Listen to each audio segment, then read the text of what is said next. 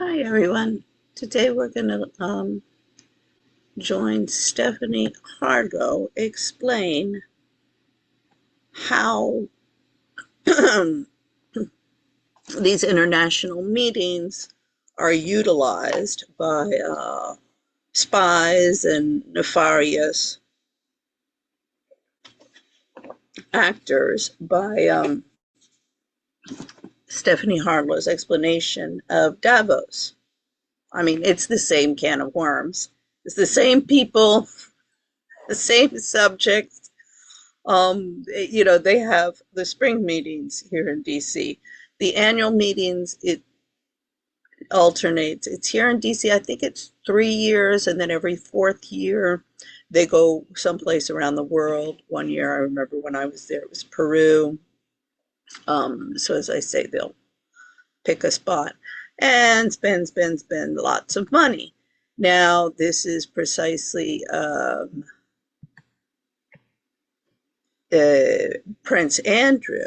One of the accusations against him is that he spends, he spent too much money going to Davos, that it was absolutely ludicrous, that the British taxpayers should be forking out that kind of money.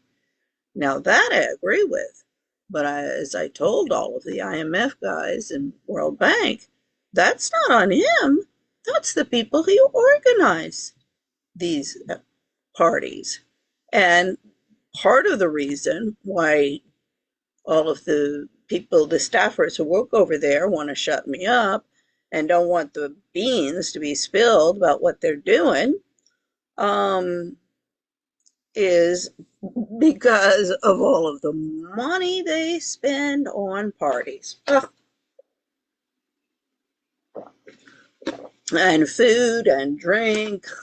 In fact, I'm pissed off with the guy who owns the donut shop where I'm working. It's right next to him. I'm like, are you kidding? I know the ladies in there. I said, and you give me free marketing range. I'll get in there and I'll be selling your donuts like you can't believe. I'll be selling donuts until there's no tomorrow. Because and it's not just these spring and annual meetings in Davos and stuff. This is, all the time. They have meetings. One time I told one of the economists, they said, you guys are meeting yourselves to death. I worked there for 7 years. Was illegally fired twice. I still want to see him in court. And, everybody in DC keeps on pulling out statute of limitations, jump off a bridge, bitch. Like RICO, Foreign Practices Act, and Enemy Alien Act. You're the one who's going to have to, well, not jump off a bridge, but bye-bye, go back to whence you came. Washington, D.C. was created in order to house a government that would serve the American people. It's being used as a playground by all of these people. Now, what's ludicrous is all of these podcasters, all of these investigative reporters, everybody's coming out with all of this information, which I've been telling everybody about for 15, 20 years. But the journalists won't expose it, and the podcasters are no better. And then everybody's complaining that in Washington, there's all of this information against all of these people, but nobody in positions of authority are doing anything. The courts are not taking action. The police or the FBI. Yeah, well, we've seen how Trump's worked out. I mean, he's part of this whole thing. I told everybody back in 2016. I know, I went to school with all of these people. I mean, I was looking for Stephanie Harlowe's video. I'll do something on that because she talks about the Pamela Harriman that's the Churchill family. Yeah, Jenny Churchill went to Foxcroft. And then there's the Churchill Foundation, whatever. They have speeches and annual conference. It's over at GW Library. I'm an alma mater of GW. I got all sorts of lawsuits against GW. Well, Georgetown as well, all of these universities. We'll hear about the role of the universities here. As I keep on saying, I got all of the lawsuits. I've done all of the legwork, all myself, all of the argumentation, poured through international conventions, RICO, Foreign Corrupt Practices Act, and Enemy Alien Act. It's all wrapped up in a nice little package, and bye-bye. Bye-bye, you demonic people. May the laurels turn green again. That was something popped up on Baron Coleman's podcast. I mean, he has some interesting information. Great. Everybody's got some interesting information. What's everybody going to do about it? So let's take a look. Let's not forget to turn on my speaker. We're on there. Okay.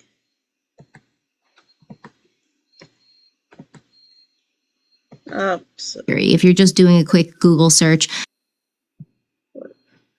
throwing out those bigger names, because if the first, all right, I kind of did the first installment as like a test. How receptive were you guys going to be to it? How, how much pushback was I going to get from Economic Forum, where conversations happen at the highest levels about global coordination and the future of human society itself. We're also going to take a closer look at some intellectuals and academics that Epstein surrounded himself with. People working in fields like AI, genetics, the question of how long a human life can be extended for, questions of really human worth. Conversations happening with these people who are out there influencing policy and influencing our lives with their research and their papers and their influence, and how they're talking to Jeffrey Epstein about population control. We have to ask important questions, such as what exactly was Epstein's role in those circles? Was he simply a wealthy donor trying to buy proximity to brilliance, or was there something more strategic about the way he inserted himself into these conversations? Why were these people talking to him? Were they only talking to him because he was giving them money? Or were they talking to him because he had something on them? Or did they actually respect him? Were they taking his advice, which then they used to go out into the world and make changes and make decisions that affect all of us? We're going to find out that I think they were doing that. They were taking his advice. Now, from there, we widened the lens even further into... Yeah, and everybody's like, why was he, taking advice of this Jeffrey Epstein guy? All of these, wealthy, important people. There's one guy, who just had his phone glued all the time to his ear and didn't seem to do much else. And we'll hear, I believe here, he listened. He listened to people. He got to know what they were doing. He knew what people were doing, who they were, what was going on in their lives. I mean, he had an ulterior motive. He was a very, very skilled con artist. Well, I've studied these animals for my entire life, from very, very close, a mother and a husband. So yeah, and then in order to really, really understand everything from an academic perspective, from a more objective perspective, and how shall I say, to make sense of it all and learn why do people do this, I've studied it from an academic perspective. I did all of this Psych 101 and things in college, but in the past 15 years, the feminist movement, I mean, what motivates these people? Because they are very, very I see everybody wants to talk about the evil men involved in this situation, but the role the women are playing is important. We'll see. I'm sure her name comes up, but Lynn de Rothschild is somebody key in the and has come up in the Epstein files. But it's like as Lady Hervé said to Pierce Morgan, anybody who's anybody would be in the Epstein files because he was a networker. He was the socialite of all socialites. This is why Cornelia Guest, daughter of Capote Swan, CZ Guest, moved down to Dallas. She became irrelevant. The Capote Swans, after World War II, they not only ruled New York, but they ruled the world, the fashion world, the social world, because European capitals had destroyed themselves and London had come close. It was at its knees. And that's in fact the European Bank was first started to reconstruct Europe after World War II. Oh, and all of the let's see, the Nazi scientists, bankers, Holocaust survivors came over here. Everybody was welcome. And they just reset up shop. Because as we've seen with Marianne Seigart, she's from Cobham Hall as well. These families, a lot of these Jewish families, the ones in the banking system, like Seigart's family, had been involved in the problems, the frictions that were created against the Jews that we're seeing in the United States today. It's just history repeating itself. So let's take a listen. Political influence, global banking, and the long-standing institutions that shape economic power, networks that have existed for generations, like the Rothschild family, whom Epstein had very close connections to and relationships with. Now, the strange thing is, like I said, when you start to go deeper and map out all the dots, you see everything is connected. They all lead back to each other. And in this context, they all lead back to Jeffrey Epstein. This would normally be the place where I would thank the sponsor of today's video and dive into that. Well, today we're doing something a little bit different. A lot of you may know that I have a podcast called Crime Weekly, co-hosted by retired police detective and former Big Brother. Multiple well-researched episodes on each case. We are known for our deep.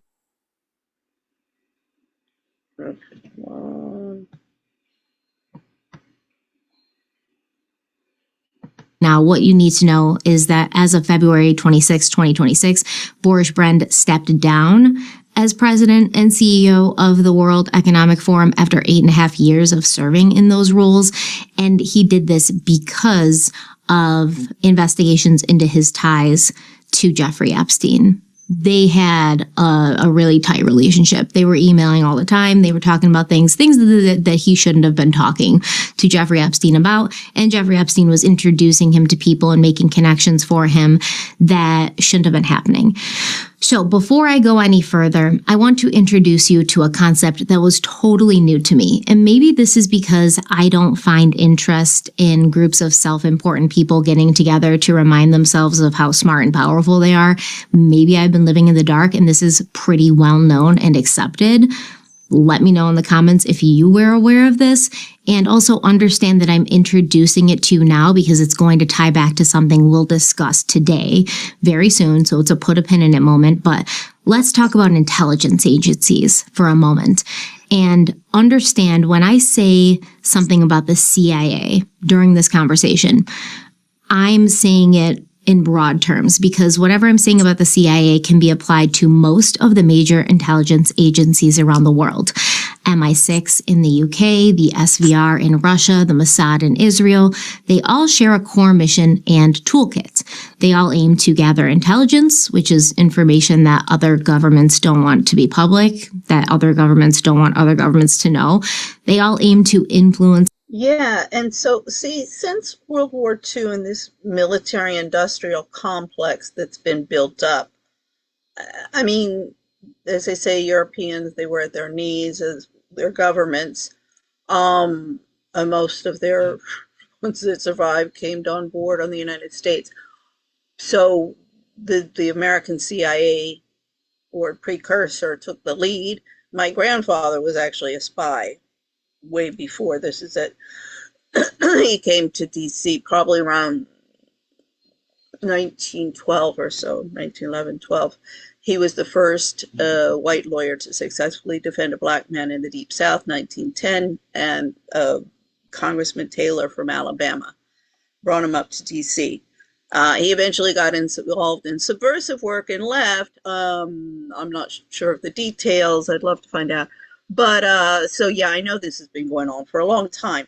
So anyway, you know, the Americans have been at the lead, but they're all doing it. They're all doing it. And it's this other level of, you know, I've been fighting the bureaucracy at the international level of the consulates. I've been trying to get, when you have like Americans abroad, if they're involved in judicial, extrajudicial problems in another country, it's the American consulate who has the obligation and the authority to protect and defend their rights.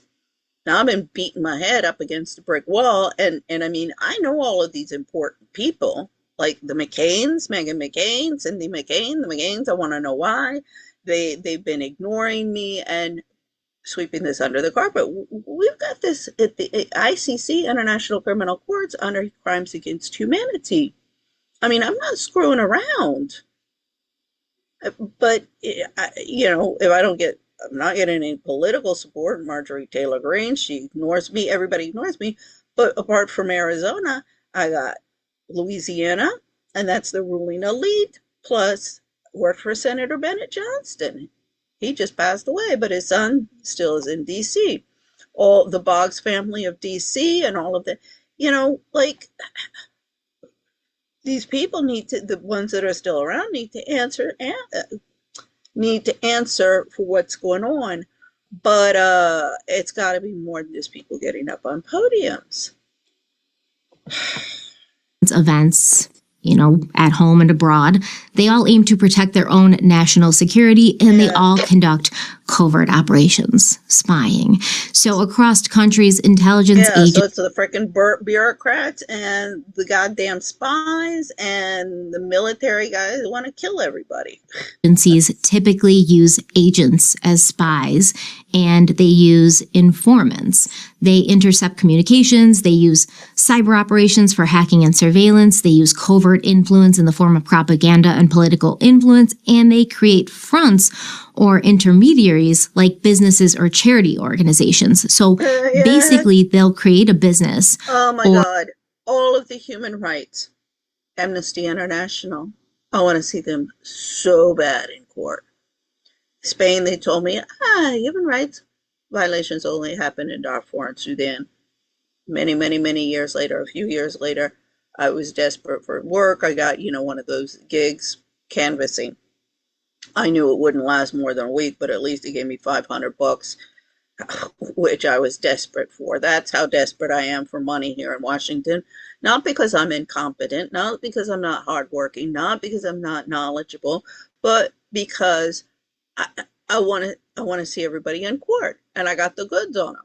So anyway, lo and behold, canvassing for Amnesty International, the canvassers, organizers, despised me. They were so glad to get rid of me. I was like, oh, Lord, you do have a sense of humor. And another one is RFK human rights. That's LGBT, woke. One of the reasons that Trump is in the White House is because the Kerry Kennedy clan, Kerry has taken over for her mother, Ethel, along with her sisters and her cousin Caroline, JFK's daughter. I mean, there is a solution. I supported Bobby. I know a lot of people despise Bobby, and really for no reason. It's just, well, you talk about your honeypot and all of this CI shit. His daughter-in-law was his campaign manager. That's also why he's not in the White House. I mean, people need to wake up. Or an NGO that looks legitimate, but it was made specifically with the intention to gather information, to make contacts with influential people, move money, and provide a believable identity. If you didn't know, an NGO is a non-governmental organization. That's literally what it is. And it's supposed to be kind of a citizens group that's independent of World Bank, IMF, UN, they're NGOs. They're the I don't know. I'm sure people would argue me on this, but the most important and powerful ones in the world. And even if they aren't, we can start with from there, and it'll send a big message. We'll go after them. Amnesty International, Amal Clooney, as much as Kerry Kennedy. That'll send some strong messages to all of these game dealers, because the Rothschilds and Tim Mellon and all of these ruling elite and rich and famous wouldn't be able, the nouveau riche, Elon Musk, Bezos, they wouldn't be able to do what they're doing if it wasn't for the 10%, their lawyers, economists, etc. in DC. I just need a few good lawyers. Of government influence or control, which is hilarious when you actually find out how many NGOs are actually heavily influenced and controlled by the government, or people who are beholden to the government or working for the government. So when the intelligence, like TPUSA, it's looking more and more that still need to check a few things in timelines, but it's when Erica Kirk came on board that it was money, money, money, and pomp and circumstances, and we're getting into all of this religious stuff, and the money, injection of money makes Charlie Kirk more than just this kid that's going around. I mean, I think before, at the beginning, I don't know, a couple $100,000, $300,000, $400,000, $600,000 or something, you know, that he was able to make, and I don't even think he got up to six. Anyway, it was enough, but he was sleeping. I think he was living still with his parents until he got with Erica and moved down to Phoenix. Yeah, so until she came on board, she was. I mean, this is my whole point. With this, oh, you trophy wives, and you're just parasites on society. I mean, I get that with my having it all feminist sister all the time, but I'm like, excuse me, my ex-husband, he was a hot-headed currency trader. He's a Spanish Jeffrey Epstein. He never would have gotten to where his level of incompetence, which was the director of the Treasury Department of Banco Ganadero in Colombia, which he crashed and burned in 2002. We left and we returned to Spain in 2003. That's when okay, I gotta figure out a way to provide for my family, and I come up with the idea for global expats, which is to promote responsible globalization. It's not this exploitation. And of course, see something, say something. Yeah, I know what's going on. I was not some stupid trophy wife hanging out, just organizing fabulous parties for everybody. Not just for my family, but all of the organizations. I was president of the French Expat Wives Club there and on the board. So I knew, I'll ask Quenby. She knows everybody and, what everybody's doing. Yeah, that's what a socialite does. And all of my classmates, And schoolmates from Foxcroft and Cobham are playing Marie Antoinette. And I keep on telling them, Marie Antoinette lost her head and her crown that way. And Ghislaine Maxwell, 20-year prison sentence, has set a very dangerous jurisprudence for you all. You know, this is why I'm getting shut up. Agencies make these sorts of entities, it's so that they can have kind of like a shield. Instead of introducing yourself as working for the CIA, instead of saying, hey, I'm a spy, you can say, hey, I'm Jeffrey Epstein and I work for an international consulting firm, right? And this role would give Jeffrey Epstein a reason to travel, meet people, and, ask questions without raising suspicions, basically acting as an intermediary for whatever intelligence agency they're connected to and using this fake company or this government controlled company as like a front. I work for this telecommunications company. I'm not a spy. I'm just a normal businessman. So these intelligence agencies also collect something they call assets. And unlike agents who directly work for the intelligence services, an asset is someone that the intelligence and honeypots. And, when I use the term honeypot, it's not necessarily that they've married the guy or is even sleeping with him, having an affair. And even I'll sit there and argue with somebody if Ann Sinclair is really a honeypot or not. Ariana Huffington, you want to debate me on the issues, please, I welcome you to invite me onto your platforms. Or Nicole Shanahan. Obviously, Amaryllis Fox, Bobby Kennedy's daughter-in-law. Yeah, honeypot. But okay, so Sharmini Curry, honeypot. Larry Summers, honeypot.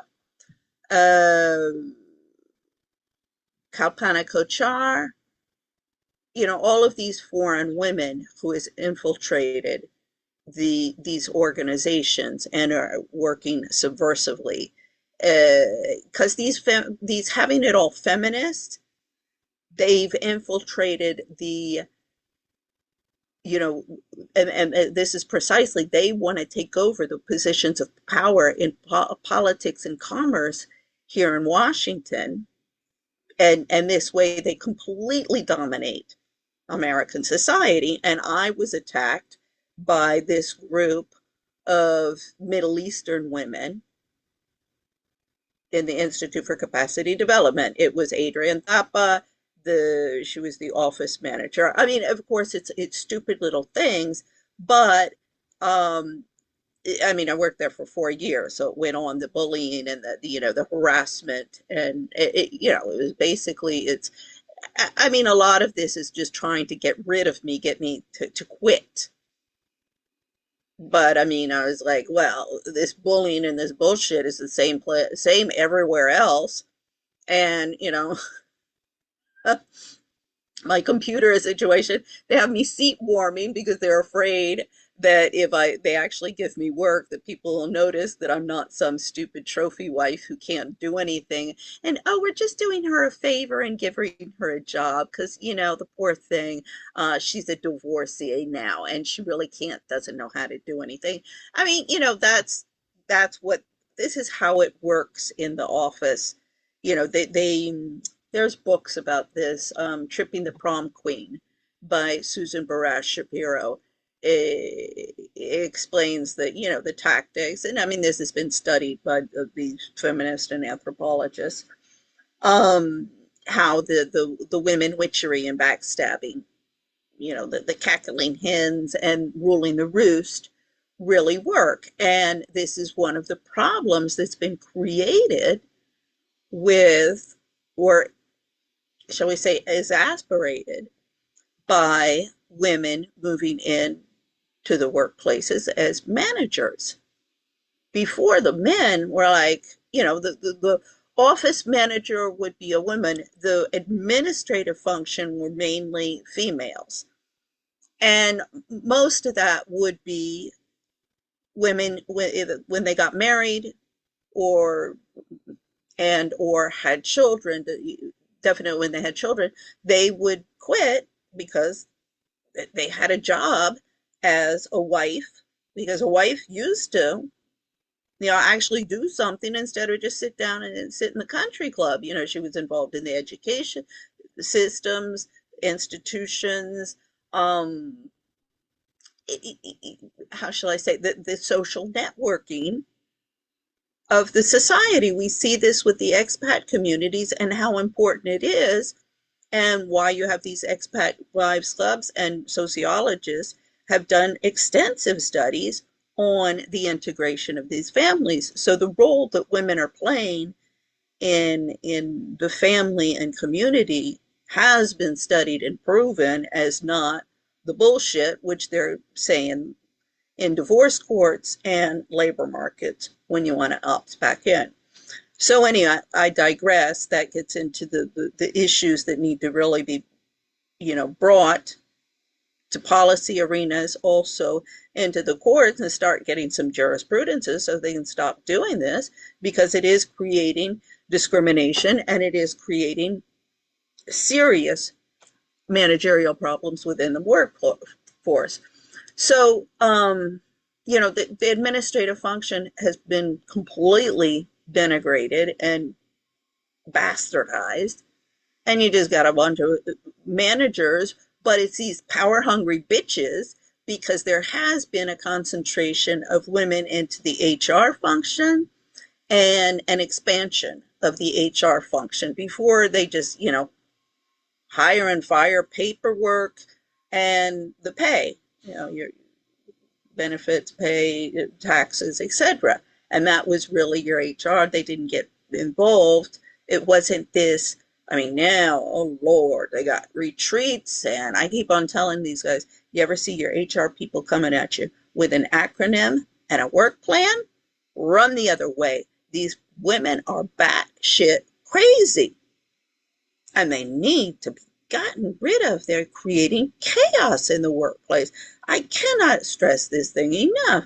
I've been talking about this for years and years and years. Oh, what this is, see if I can find a freaking lawyer. I'm pretty sure the building where I am right now is managed by the same building where we were housed with the Institute for Capacity Development of the IMF. They were doing renovation work on HQ1. We were moved over across the street to 1919 Penn. Pretty sure it's the same. And that, my God, you freaking lawyers, look what the Me Too bitches have done. I mean, my God, if I can, please, any of you lawyers out there, you want to make a lot of money, oh, you're going to get a lot of screaming at you. You think Trump screaming at Marjorie Taylor Greene was bad? But if you can take the heat, I promise you, I'll make you a name and I'll make you a lot of money. I've already got it wrapped up. You won't win. I do not. I told everybody when this started 20 years ago. One of the stupid idiots. She's now in Marbella, another podcaster, journalist. She said, well, is this a threat or a promise? Because I said, fuck with me and I'll fuck with you. She said, is this a threat or a promise? I said, it's a promise.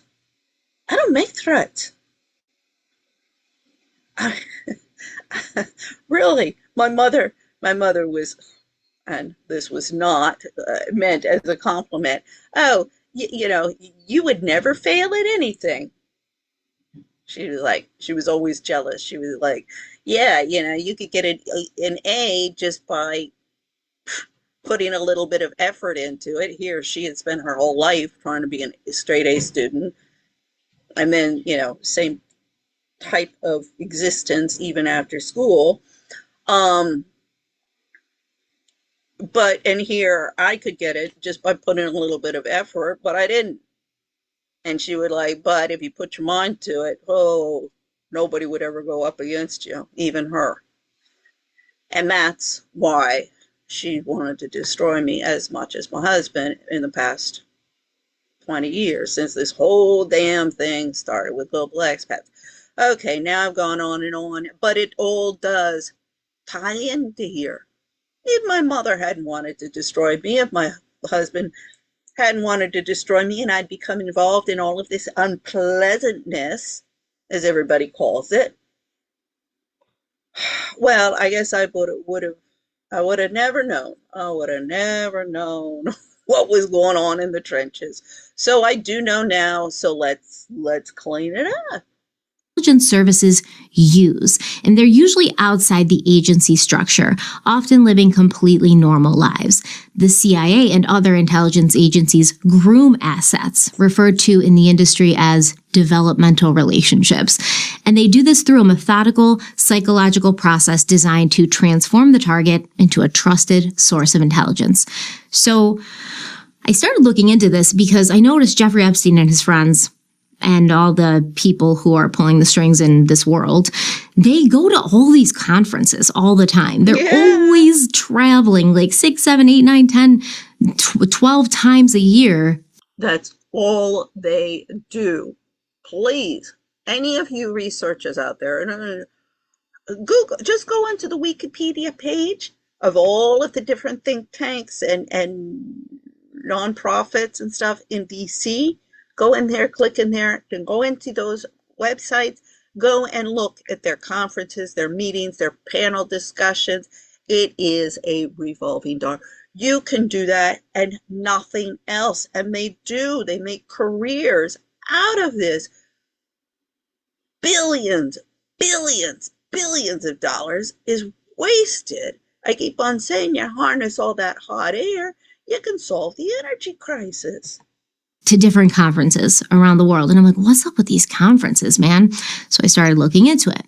And I read this 2017 article in The Guardian where a former CIA operative stated, quote, every intelligence service in the world works conferences, sponsors conferences, and looks for ways to get people to conferences, end quote. Interesting. This article continued on to say that more than any other academic arena, conferences lend themselves to espionage, and they sprout up wherever the climate is favorable and can draw a jet-setting crowd, like Davos. So there is public documentation that intelligence services have used academic, cultural, and conference environments to spot, assess, cultivate, and sometimes recruit people of interest, get assets. There's also public CIA material showing a long, deliberate relationship with academia and recruitment in academic settings, colleges, things like that. They actually will get Yeah, I mean, this is what I have gone into in the past, but and the articles that I have on my LinkedIn account, the one this is Ingrid Betancourt. She was a presidential candidate in Colombia, 2002, who got kidnapped. Then she was liberated. She went to London, to Oxford, study human rights, and she presented herself again in 2022. Of course, didn't even, win. She's green. But I did support her in her 2002. I was the president of the French Expat Wives Club of Bogota. So anyway, now I get so much involved into who is Ingrid that I forgot my train of thought. Sorry. See, give the background. But oh yeah, so the Ingrid, her father, he started in the international development community, got the family's foot in the door. He was from a poor family of Medellin by coming as an international student to the United States. This is in the 60s or 50s. And then in the Kennedy administration, he was involved. It was called the Pacific Alliance, something like that. He was involved, and I believe Rockefeller was in, or no, Rockefeller had looked at that afterwards when he was the mayor of New York and was like, this is bullshit, or maybe governor of New York, I forget. But had evaluated the program and was like, this is not good. But anyway, this is what opened the door for the affirmative action policies in our educational system and bringing in foreign students. You see the Fulbright scholarship that's administered by the State Department. That's been key in there. You'll see all the time Fulbright scholarship, the name come up, you'll be ding, ding, ding, that's somebody. And as I say, that's been administered by the State Department. But like 75% of PhDs, foreign PhDs, don't leave the country and return home to their country. They stay here. And the market is flooded, absolutely flooded. PhDs, they're useless. They're God's gift to the world. They think they're God's gift to the world, particularly in the social sciences. I mean, if you can get into, you get into the physical sciences, yeah, somebody who's building your spaceships, you want to make sure that the guy's really qualified. I get that. But in economics, it just is flooded. So this is how, they've gotten this concentration of foreigners. Now, these are not, it doesn't necessarily have to be people who are being recruited as spies. I've got example after example after example. Sharmini Curry, did they recruit her as a spy? No. They just bring in a stupid honeypot. She finds her meal ticket husband. I think he's American, not British. I forget if he's British or American. But anyway,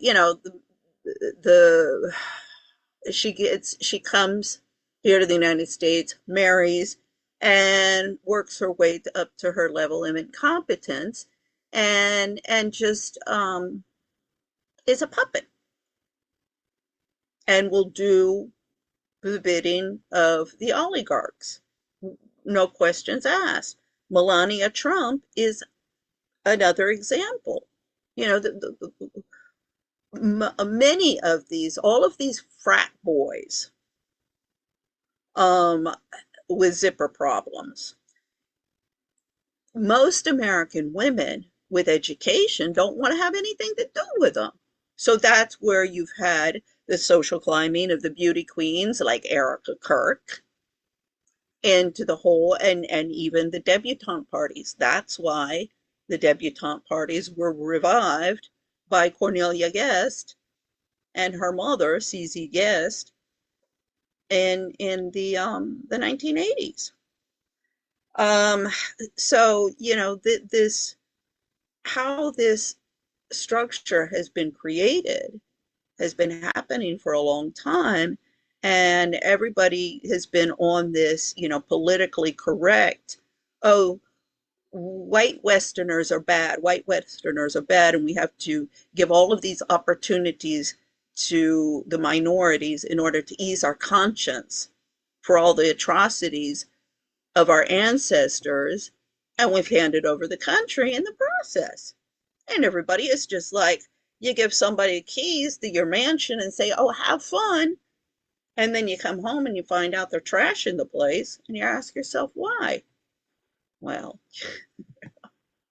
college students, professors, and make them assets for an intelligence agency, whether it's your home country intelligence agency or a foreign one. Declassified CIA material discussed expanding recruitment on college campuses, covert recruitment of foreign students, and programs designed to place experienced agents in universities where they could identify promising candidates and build relationships.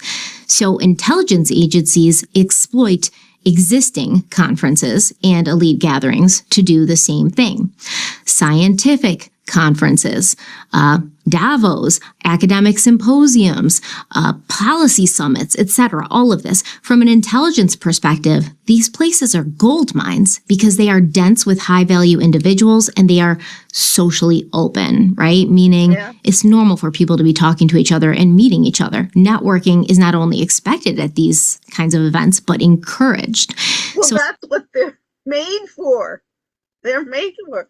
And I mean, they have go online again, I'm sure, even in whatever city you live in, go online, and I'm looking for a networking group of like-minded people. Pick your subject. And I'm sure some company has been started that is organizing a networking event for that group for $25. You can come and join our networking group at such and such bar or restaurant, and the only people who make any money off of those things are the people who organize the events and who sell the food and drink. You go, you pass out your business card, for a couple of people, some things might come out. If you don't come, if you come and you got some money to invest, oh, you're going to make lots and lots and lots of contacts. But if you just come and say, oh, I have a business idea, not much likely that you're going to find some billionaire looking.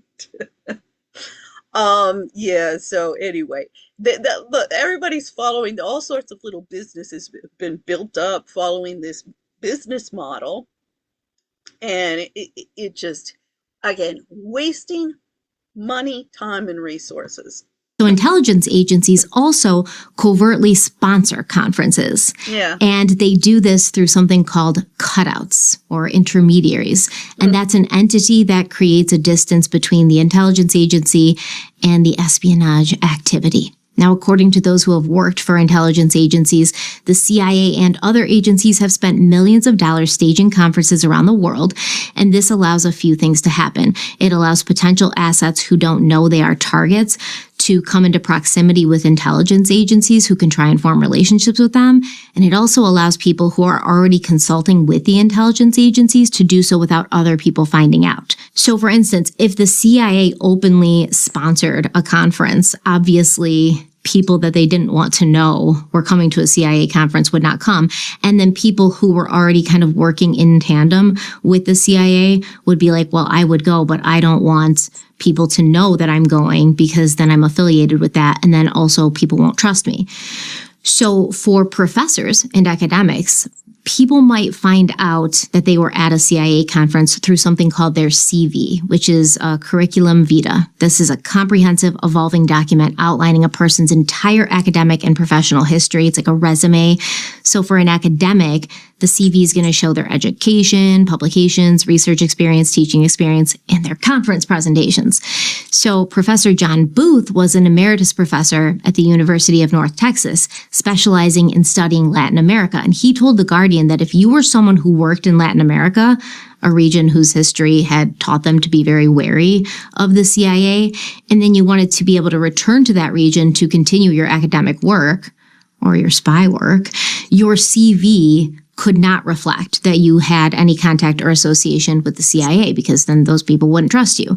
Yeah, one of the things is when I was in Colombia, the turn of the century, Ann Patterson was the ambassador. And I go to American Women's Club meeting one time. I think this is the same one. And I see across the room, I see one man sitting there. This is an expat wives club. And I said, who's that man over there? And they said, oh, that's David Patterson. He's ex-CIA. So I don't know. You Google him, it says, you can't find much information on him. They say, it says Ann Patterson's husband was a ex-foreign service or something. But yeah. So anyway, Ann Patterson, that's Plan Colombia 1999. Why was I the only one standing up at the end of that presentation of the State Department selling it to the American women's clubs there? Why it's all well and good to get rid of the production of illegal drugs, but as long as the consumption is rising, the production will just move elsewhere. So what are you doing to get rid of the consumption? What do you care, lady, as long as we get rid of it here? Was really, actually, contextually, the response of the asshole from the State Department. So anyway, we see the results in Mexico. Now, the French ambassador, Daniel Parfait, at the time, he was having an affair with Ingrid Betancourt's sister, Astrid. They later got married. He was his first wife. She came late. I think she had some cancer or something. Anyway, the French expat wives at the embassy were horrible to her. So anyway, that was his first wife. Astrid was his second. He's on his third, but after being an ambassador in Colombia, he went back to Paris and then as the ambassador in Mexico. Now he's working in the private sector with his third, and he's married his third wife. I think is a fashion designer or something, younger as well. So yeah, you see how you see how it all works, and you see how they're all connected, and they're all in bed together, literally. He said of the 10 intelligence conferences that he attended over the years, the CIA ran only 1 or 2 directly. The others were outsourced to Centra Technology Incorporated, which he and The Guardian describe as, quote, the leader of a growing industry of intermediaries in the Washington area, cutouts in espionage parlance that runs conferences for the CIA, end quote. So basically the CIA supplies. That's why I can barely get a minimum wage job here, because I won't drink or pass out Kool-Aid. And I'm like, you're lacing your Kool-Aid, you're lacing your Kool-Aid, you're lacing your Kool-Aid. I know them all. Centra with funding and a list of people to invite, and then Centra organizes the event and hosts it in a neutral setting, which creates a legitimate academic and professional setting that doesn't seem to be connected to the CIA. No obvious intelligence presence, no formal pressure. Everything feels organic. A controlled ecosystem where access happens naturally. The Guardian article states, quote, the importance of a conference may be measured not just by the number of Nobel Prize winners or Oxford dons it attracts, but by the number of spies, U.S. and foreign intelligence officers flock to the conference for the same reason that Army recruiters concentrate on low-income neighborhoods.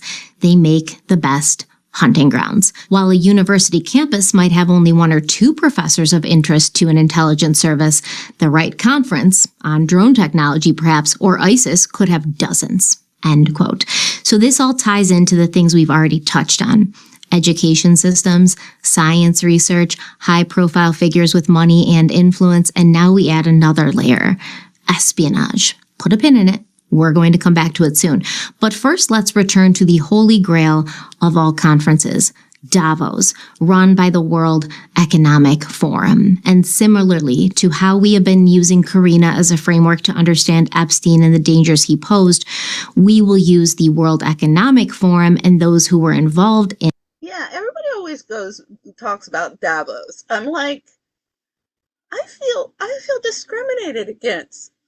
The IMF and the World Bank spring meetings and annual meetings are just as corrupt as Davos, and Washington is just as bad as Davos. And everybody's putting a limelight on Davos. Put some limelight over here, please. In it, the richest and most powerful people in the world to do the same. Let's start with the man who made the World Economic Forum possible, Klaus Schwab. Born in Ravensburg, Germany, to Swiss parents who moved to Germany so that his father, Eugene Wilhelm Schwab, could become the director of an industrial company called Escher Weiss AG. Now, this company, they manufactured weapons for the Nazi regime. They will tell you online that this is a conspiracy theory if you're just doing a quick Google search, but it's really not, because I dug deeper. And it is a fact that the company acted as a contractor for the Nazi regime. It's also a fact that the Ravensburg German. Yeah, unfortunately, everybody did. All the industrialists did. So, like, this is another thing people are not, like, realizing. Hitler rose to power, Nazi Germany rose to power thanks to the American and British industrialists. This is a fact, a well-documented fact. Everybody's been in bed for generations and generations, and all of these nouveau riche newbies just want to get on the frickin' merry-go-round instead of changing the paradigm. Germany branch used forced labor. Here's a screenshot from the result of an investigation regarding the problem of forced labor in enterprises with Swiss capital in Germany during World War II. This investigation was done by the SDA, that's the National Swiss Press Agency. Now, when I say forced labor, in this context, it means millions of people who were forced to work for the Nazi state or German companies against their will, usually under the threat of violence, imprisonment, or death. And the Nazi regime. That happened under Franco as well. Oh my lord, of the what is it? The Valle de los Caídos near Madrid, where Franco is buried. My ex-husband, he would never go in there because it was built with forced labor of political prisoners, and many died. Regime used forced labor from several groups: POWs, civilians from German-occupied countries, and yes, concentration camp prisoners. So in those cases, this was essentially extermination through labor, meaning the work conditions were so brutal that death was expected. So little Klaus. That's been the case throughout history. I'm not condoning what happened. What the caged children that we had in the United States, and all of these disappearances, and now we have all of this. I mean, we're talking, not just a couple of cases or a couple hundred cases. We're talking thousands, tens of thousands of children that are missing, and this stuff about the cannibalism and sacrifices and eugenic experimentation, organ trafficking, black market organ trafficking, of all of this, a lot of shit going down. And it's not conspiracy theory, it's real. So, oh my God, how could the German people have let that happen under their watch? Well, Americans, you better frickin' take out a mirror. Schwab attended school in Ravensburg during a time when education across Germany was organized to promote racial ideology and eugenics. Schools were required to teach the idea that some people were hereditarily more valuable while others were inferior. Children in Ravensburg would also be part of... Oh my Lord. Some people are inferior and some people are superior. I get that all of the time. This is precisely why I keep on saying this is not about race. And it's exactly as Nancy Eisenberg, a historian at LSU, Louisiana State University, in her book, White Trash, 400 Years Untold History in America, the hatred, absolute hatred that I am, targeted with, it is horrific here, and it's because of the color of my skin. Wait, and I'm hardworking and I'm diligent. Yesterday I was like, do we need any ordering anymore? They told me they needed some more bags, so I'm looking up and I'm like, and I go in the kitchen. I'm like, look, I don't know, these kids, they're such assholes to me. I'm like, I don't know if you need any carry-out containers. They got that such a freaking mess. I had it all organized. They get pissed off if I organize. I'm like, how can you do your inventory? How do you know what you have if everything's all over the freaking place? Before, here, the small, medium, large. Oh, boom, boom, boom. This is what we need. We're running out of this. We're running out of that. They have me a few hours a week over there. I'm like, you know what? Take your shit and, manage it.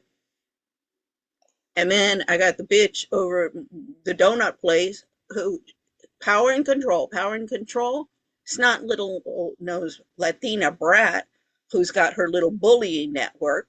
I think one of them got fired. I hope she did.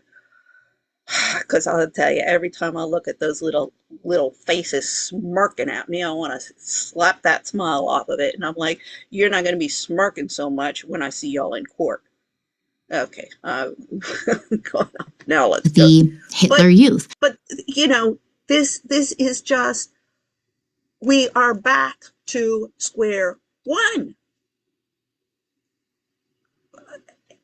Everybody just keeps, at will employment. Oh, that's normal. I'm like, no, it's not normal. It's illegal. Let's challenge it in court. Stop with the frickin' we're going to vote somebody else in office. We're going to vote somebody else in office. They are all owned by these networks of nonprofits. We see with DPUSA how that has working and has been working for a long time. Now, I'm not saying that Klaus Schwab bought into these ideologies or that he was a part of the Hitler Youth. I'm just saying he grew. Okay, I'm going to have to do a whole, and this will get in with George Farmer, Candace Owens' husband, on ideologies and stuff. These people, they make a good talk about ideologies, but they're all hypocrites. It's all a facade. If you actually look at the ideology of the people that you're speaking with, or who is speaking to you, because they're all up on a freaking podium, and what they're actually doing, nobody is motivated by ideology. It is all about fame, wealth, power, control. And they'll even self-destruct in their quest for power and control. Grew up in an area as a child and was educated in an area as a child where those things would have been not only taught, but made to seem as if there was no other options. This wasn't like a time of great critical thinking. So Klaus graduated from the Swiss Federal Institute of Technology in 1961, where he studied mechanical engineering. He also earned a doctorate in economics and a master's in public administration from Harvard. At Harvard, Klaus and Henry Kissinger became close, and Kissinger actually acted as Klaus's mentor, and they will be close forever until Henry Kissinger's death. Henry Kissinger would go on to become a national security advisor under Nixon and a secretary of state under Nixon and Ford. So Kissinger came up many times. Henry Kissinger is another that, how did he rise to power? Foreign asset?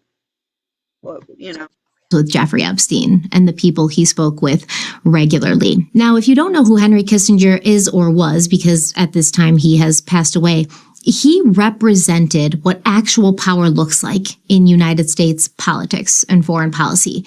And in my opinion, and the opinion of others, he represents the darker side of American power, the person working behind the scenes and keeping secrets. And remember, he was Klaus Schwab's mentor and friend. So Kissinger authorized... Henry Kissinger, this dark power,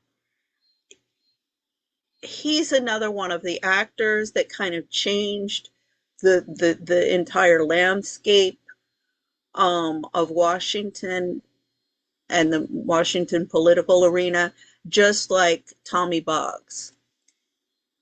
He was the son of Hale Boggs, Congressman Hale Boggs, and Congresswoman Lindy Boggs after her husband was killed in a plane crash in Alaska.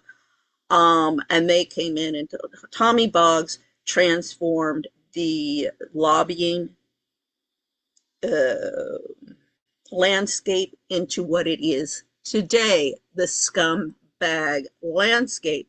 Now, Hale Boggs, his father, made his bones going after Huey Long and corruption in Louisiana, and then comes in and sets the foundation for the corruption in Washington. And his sister was over at NPR, founding mother of NPR, with all of that wacko feminist shit. See how it is, the roots run deep. and approved thousands of secret bombing raids in Cambodia during the Vietnam War. He kept this a secret from the public and from Congress, and he did this to disrupt supply routes. So working with the CIA, Kissinger helped undermine democracy in Chile, which led to the overthrow of their president and subsequently the death, torture, and disappearance of tens of thousands of people. And during the Nixon administration, Kissinger authorized illegal FBI wire. Yeah, that's under Pinochet. Spanish judge Baltasar Garzón became famous going after Pinochet and launching his career as this universal jurisdiction champion. And he's started a nonprofit in Spain, and I've been knocking on his door for a long time. I want answers from that freaking fraudulent nonprofit, plus his, law firm in Madrid. It's all connected. It's all connected. Wiretaps on his own aides and journalists in a little thing we like to call Watergate. I could go on and on. The list of examples like this, so good. What Henry Kissinger did, does not stop there. He was very, very working actively with the CIA and really calling the shots, pulling the strings, not just in the United States, but around the world. Klaus Schwab was heavily influenced by Henry Kissinger. They remained close all throughout Kissinger's life, and Kissinger was a frequent speaker and participant at the World Economic Forum in Davos, which Klaus would create in 1971. Klaus Schwab also helped popularize a concept called the Fourth Industrial Revolution, which is basically the claim that a new wave of technology is changing how humans live, work, and interact, just like earlier technological revolutions have. Now, Klaus Schwab says that we're entering an era where technology has started to merge with biology and intelligence. AI, gene editing, robots, things like that. Those are all at the forefront, and we, the people, need to prepare for changes like jobs being automated, AI making decisions, and big shifts in the economy. Klaus. Yeah, the issue is they keep on saying they're going to eliminate poverty through this. But this is eliminating all of the minimum wage jobs and the manual labor jobs. And you just have too many chefs spoil the soup. Managers left that are supposedly important. And then all of the administrative jobs, all of the construct, or most of your, 90% of your construction, your administrative work will be done by machines. Now, we already see this creating a problem in the administrative function. I mean, that is driving people batshit crazy. I love the movie with Shirley MacLaine and Jessica Lange. Shirley MacLaine's husband dies, leaves her insurance policy. She's supposed to get $500,000. She gets $5 million, and they're on the phone trying to return the money, and she can't, touch this beep, beep, beep, beep, and she can't return the money. So she goes and they go off on a trip. But anyway, I keep on saying I would have ended up the movie with having her go into court, and I would have had the judge say, "Excuse me, the day that you assholes can get somebody to answer your phones is the day that I'm not going to award the $5 million to the woman. Lady, keep the $5 million. Maybe they'll hire somebody who knows how to answer a phone." It's driving us batshit crazy. But the thing is, so this is going to eliminate all of the jobs for these people. How are they going to pay for a roof over their head? How are they going to pay for food? How is that going to eliminate poverty? What are you going to do? Exterminate all of those people? Because we saw in the Epstein file, one of the policy recommendations is extermination of the elderly. And I'm like, oh, this is why I can't find anybody and lawyers out there and any of the policy makers to start screaming and yelling that what they've been doing to me is not just discrimination because I'm a white American and hardworking. It's also because of age. Elderly. And fuck y'all, because I can run circles around the 20-year-old kids that I'm working with. climbing up on ladders and organizing. They just know how to sit there on their phones. Maybe physically they're a little bit better than me, but I don't think so. Okay, I can't do 6 hours at the gym of aerobics like I did during my divorce to keep my sanity right now, but pretty damn close. I'd like to see any of those assholes do that, especially the fat little ones. Snot-nosed brat. He tried to blame me for something that he did, and I said, check your schedule. I wasn't even working that day. And now he's really laid into me. I'm like, he's 18 years old. I'm like, you little snot-nosed brat. And I got to put up with it because I got to have a roof over my head. How is this going to, how are they going to end poverty, Elon Musk? And I mean, shit, I'm like, buddy, you're on my jurisdiction in my country. I can take your money and your assets and throw you out any damn day I please with all this shit. Schwab believes that this could all bring major benefits like medical breakthroughs and longer life expectancies, machines and robots doing dangerous or boring jobs instead of humans, and new innovations that could solve issues like climate change. Excuse me, boring jobs. Actually, I think sitting at a computer reading through all of these damn reports is a hell of a lot more boring than like carpentry work. I'm more into carpentry than plumbing or electricity. Although I think I remember my youngest son when he's like learning about electricity in school. He's like, look, mom," so he can help me with the electricity. Yeah, I mean, boring work. Excuse me, the boring work is being done by all these PhDs who need to take their head out the ass and go and get a real job. He also recognizes that this could cause massive job disruption. It could widen economic equality, which is already pretty wide. Yeah. And there could be a lot of, ethical issues around genetic engineering and AI and concerns with privacy and surveillance. But he figures, hey, it's coming, whether we like it or not, whatever. So we at the World... This is the attitude I keep on getting. It's coming, whether we like it or not, it's coming. I'm like, yeah, and who says so? No, if I don't like it, then it doesn't have to come. Just because you asshole, somebody gave you a PhD, a piece of paper, and told you that you're important, or somebody voted you and told you you were popular, and so you're God's gift to the world, and this is the way it's gonna be. That's called a dictatorship. Economic Forum, aka rich and powerful people, we should find a way to shape this change and manage this transition, because we're not going to stop it, because we're going to benefit from it. Well, you guys are all going to be out of jobs while AI and computers do your jobs. Yeah. We're going to benefit from it. And we just need to figure out a way to make this work for everyone, aka us. But see, unfortunately, all of the podcasters fall on the side of the people producing all of these seat-warming jobs, bitching about the problems of the world. The podcasters, they are no different than a bunch of socialite bitches in some country club or cocktail party telling you about the woes of the world. And I'm like, okay, ladies, this is,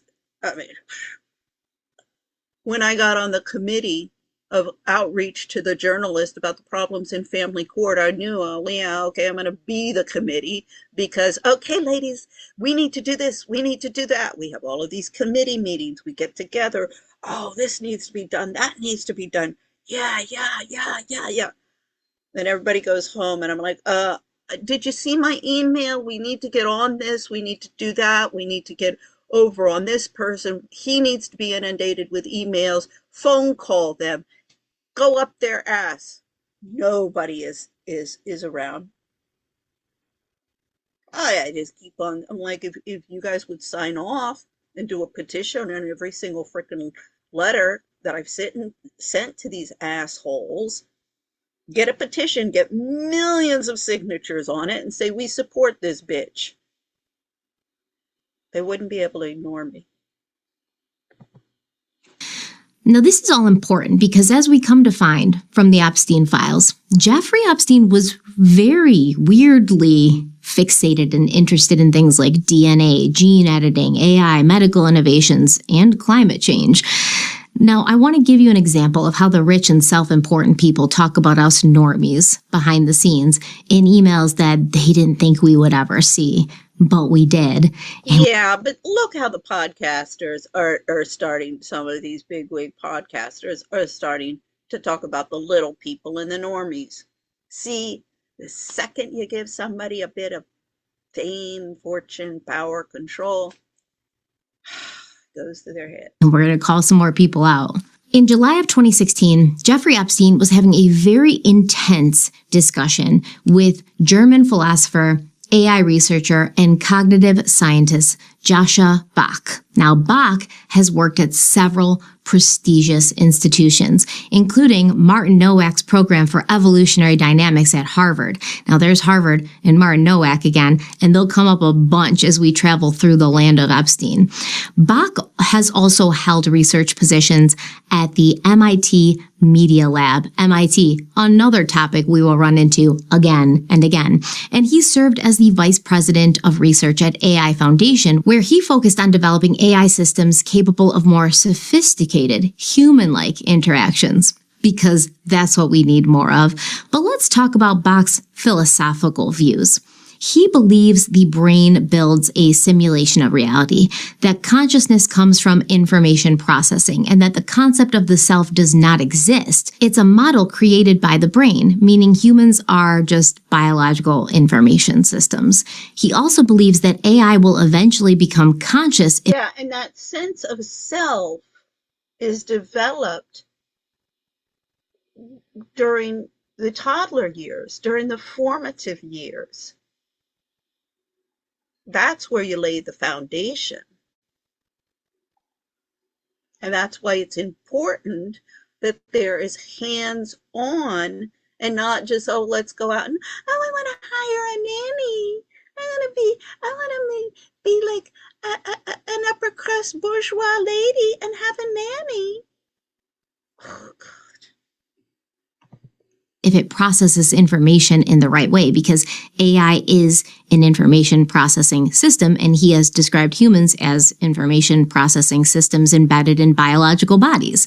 So, in November of 2025, Joshua Bach wrote a Substack post because he's trying to explain his relationship with Epstein. And he's really upset and hurt because he's being attacked about it, because this was even before the files came out, but some stuff had already come out and it connected Bach to Epstein, and people were, talking to him about it and kind of being like, what the hell, dude? What are you doing? And he was like, listen, let me explain.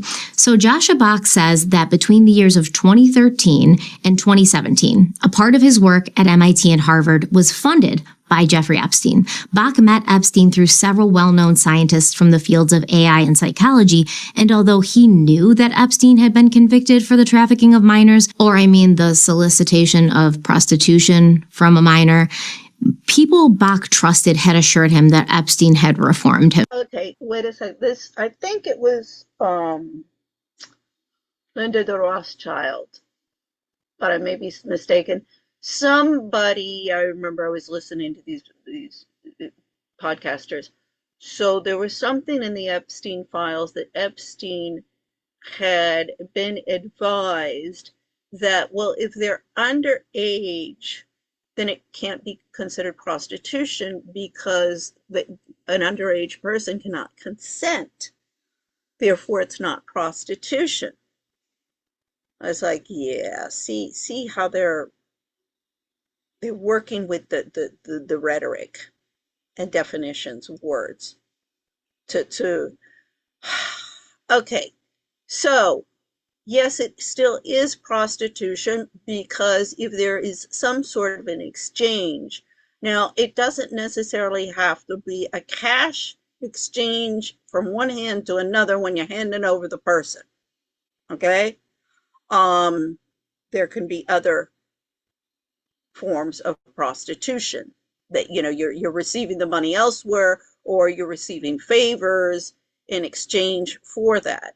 Because much of what Jeffrey Epstein did, I mean, he paid the girls, but he wasn't charging these friends that he's sending these girls to. So as far as the person receiving the massages and the other services of Virginia Giuffre and other girls, they wouldn't have necessarily known that they were involved in prostitution, because they wouldn't have for them, they didn't give any money to Epstein or these girls. I mean, I don't know, maybe they gave them a tip or something like that, but they weren't paying for a service. These girls were coming over, being sent by Epstein to give a massage. This is an employee of Epstein. Just, the secretary is sent over to type a letter. One's illegal, the other is not. But what I'm saying is, this whole turning things around, it still does come under prostitution, because Jeffrey Epstein was doing this either to get blackmailed for some benefit, and the girls were being paid. Now, as to the underage issue, this gets into also the liability of parents. We see not only Virginia Giuffre went to New York when she's underage, are her parents, don't her parents have a legal liability in that one? All of these girls, there was another interview of one of these girls, 15 years old, that's when they start in the business of modeling business.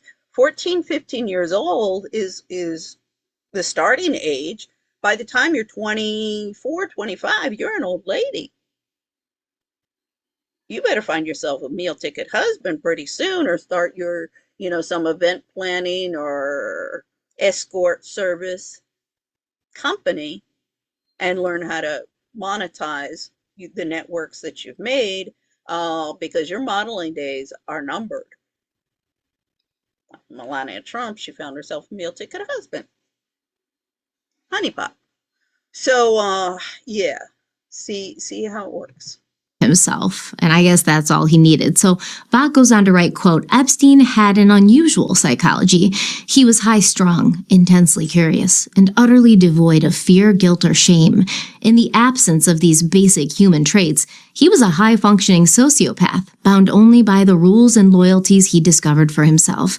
He was incredibly well-connected with friends in all political camps, including existing and former heads of state in the U.S. and all over the world. His circle of acquaintances and friends also included a number of the most famous mathematicians, physicists, cognitive scientists, AI researchers, economists, and biologists of our time, end quote. Yeah, dude, we know. Now let's look at a July 2016 conversation between Bach and Epstein, where Epstein's sociopathic traits, as Joshua Bach said, are made very apparent. So once again, this is the way the rich, powerful, and elite of society and the world think and talk about the general public, us. So the people out there who are running research and influencing changes that will ultimately affect us all, this is how they talk about us. This is how they think about us. So first of all, Epstein suggests that society should treat people like expendable cells. He says the brain removes unused neurons, so maybe society should remove unused people. Epstein also says, quote, maybe climate change is a good way of dealing with overpopulation.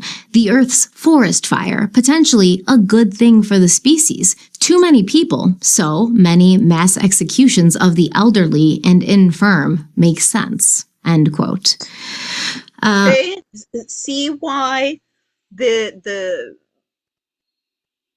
age discrimination is being completely swept under the carpet. I mean, try and find lawyers to take on those cases. Good luck.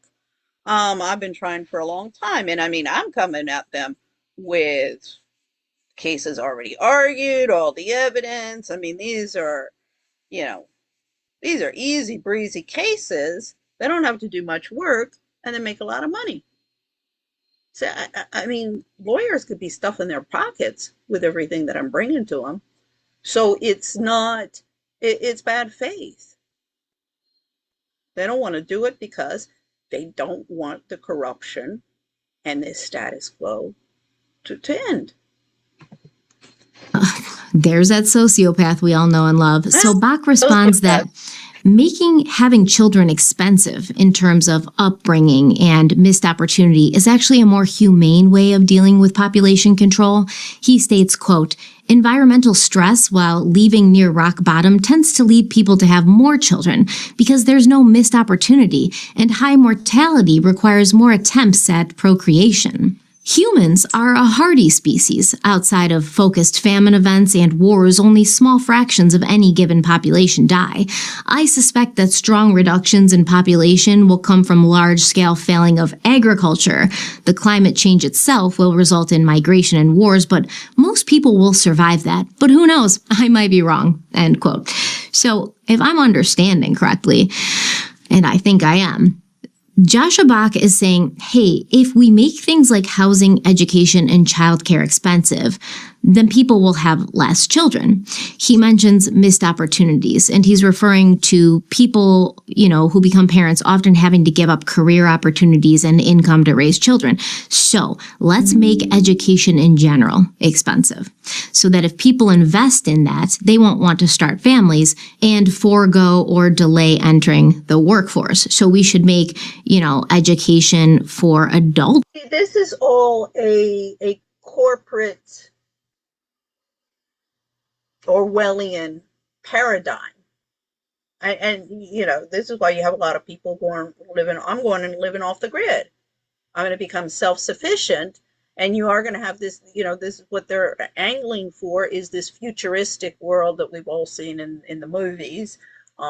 Starting with the Terminator and Arnold Schwarzenegger, who it was his speaking in some panel discussion, some conference, talking about the problems. This is in September after Charlie Kirk's assassination. Says, yeah, the problem is the press radicalizing everybody. Like, yeah, you're right. Let me, here's the proof. Yeah, what is he doing? Oh, yeah, his son just got married and he was going to his son's wedding. His ex-wife is a Kennedy, Maria Shriver. So anyway,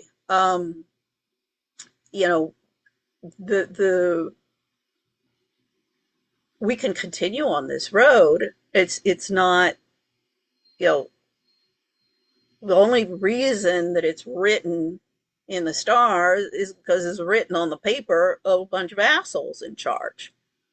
Because no, actually, it's not written in the stars. I mean, written in the stars is we're supposed to have a paradigm shift. I was reading the laurels, may they turn green again. So anyway, this is not, written in stone. We can break the corporate monopolies, stop with this. I mean, the bullshit of the HR industry has got to stop. All of these event planning, all of this coaches, like Erica Kirk's good friend, what's her face, Martin, Tracy Martin. I mean, check out that woman. I'm going to do a video on her again, alone, and that entire industry. I mean, it's ludicrous. All of these techie liberals. I mean, I've been trying to get investment money for my social media platform for 20 years. That's what started my whole divorce war with my ex-husband, because Microsoft became interested in the project of Global Expats. So anyway, it's not written in stone, and it doesn't have to be that way. But of course, if everybody keeps on, normalizing and maintaining the customs and norms that keeps this thing moving, well, then I guess that'll be our destiny. It's expensive, like college education. If people spend hundreds and thousands of dollars in getting a college education and then they graduate from college in debt and they still have to pay all that off, they're not going to want to start having kids, right? They're going to want to go right into the workforce so they can start paying off this loan and then making all that money that this college degree promised them, which we kind of all know isn't really the case, is it? You don't necessarily just, get out of college with a degree and start making a ton of money. But see, also people who are looking at this, future and predicting this future, which, all of the panel discussions and all of these think tanks and global organizations,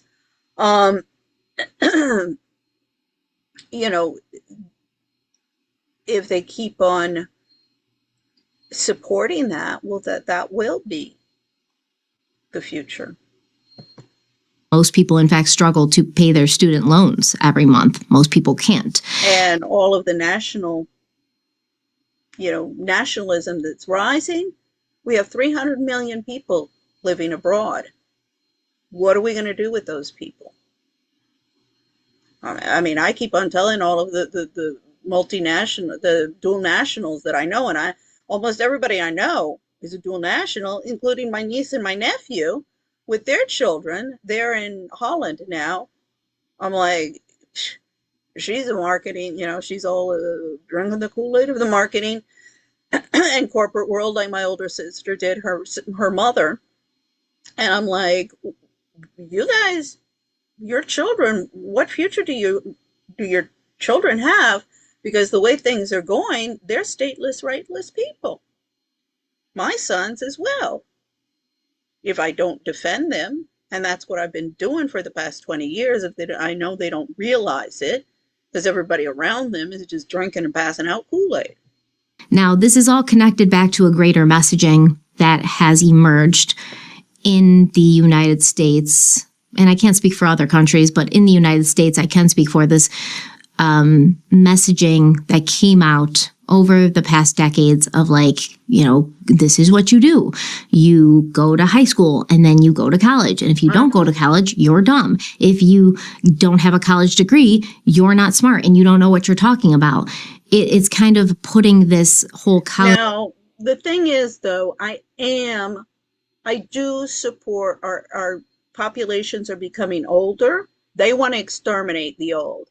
I'm like, no, if they are healthy people, if they live a healthy life, there's no reason that they can't be either with manual labor or other, particularly when it comes to intellectual, ideas and managerialism. These people have wisdom.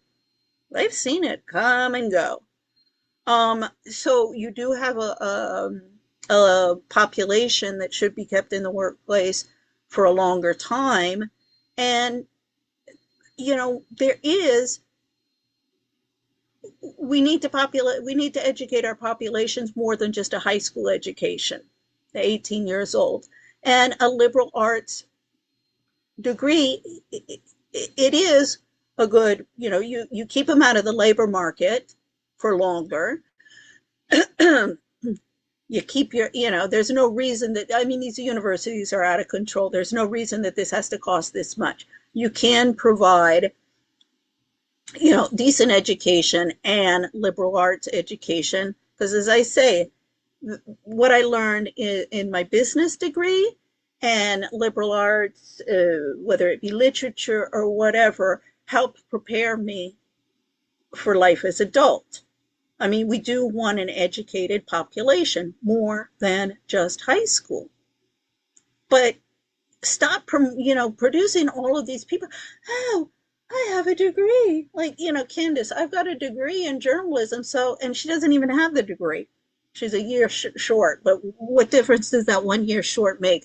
Nothing in the grand scheme of things. But, so what? You went to college to become a journalist. I have a business degree. They won't let me in the business community, even though I can run circles around everybody. And I'm showing them where they're running their businesses into the ground. You know, I don't need a PhD to do that. A bit of common sense. And yeah, academics, commercial law.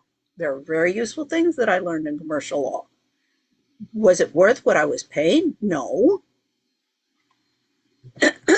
College experience as a way not only towards a financially stable life, but, intelligence, prestige, legitimacy. Like, we won't respect you or take you seriously if you don't have a college education. Is that true? Yeah, I have a college education, and kids without a high school diploma are giving me shit. See, it's this whole thing. Go to these schools, it's going to guarantee, pay all of this money and your life, your future is guaranteed. It's all bullshit. Is that just part of the plan these people had to control our population, to keep the population low? So Joshua Bach is saying, if we make everything about making money, because everything is so expensive that you need a lot of money, people will have less children or decide to not have children at all. And then we can control the population growth that way.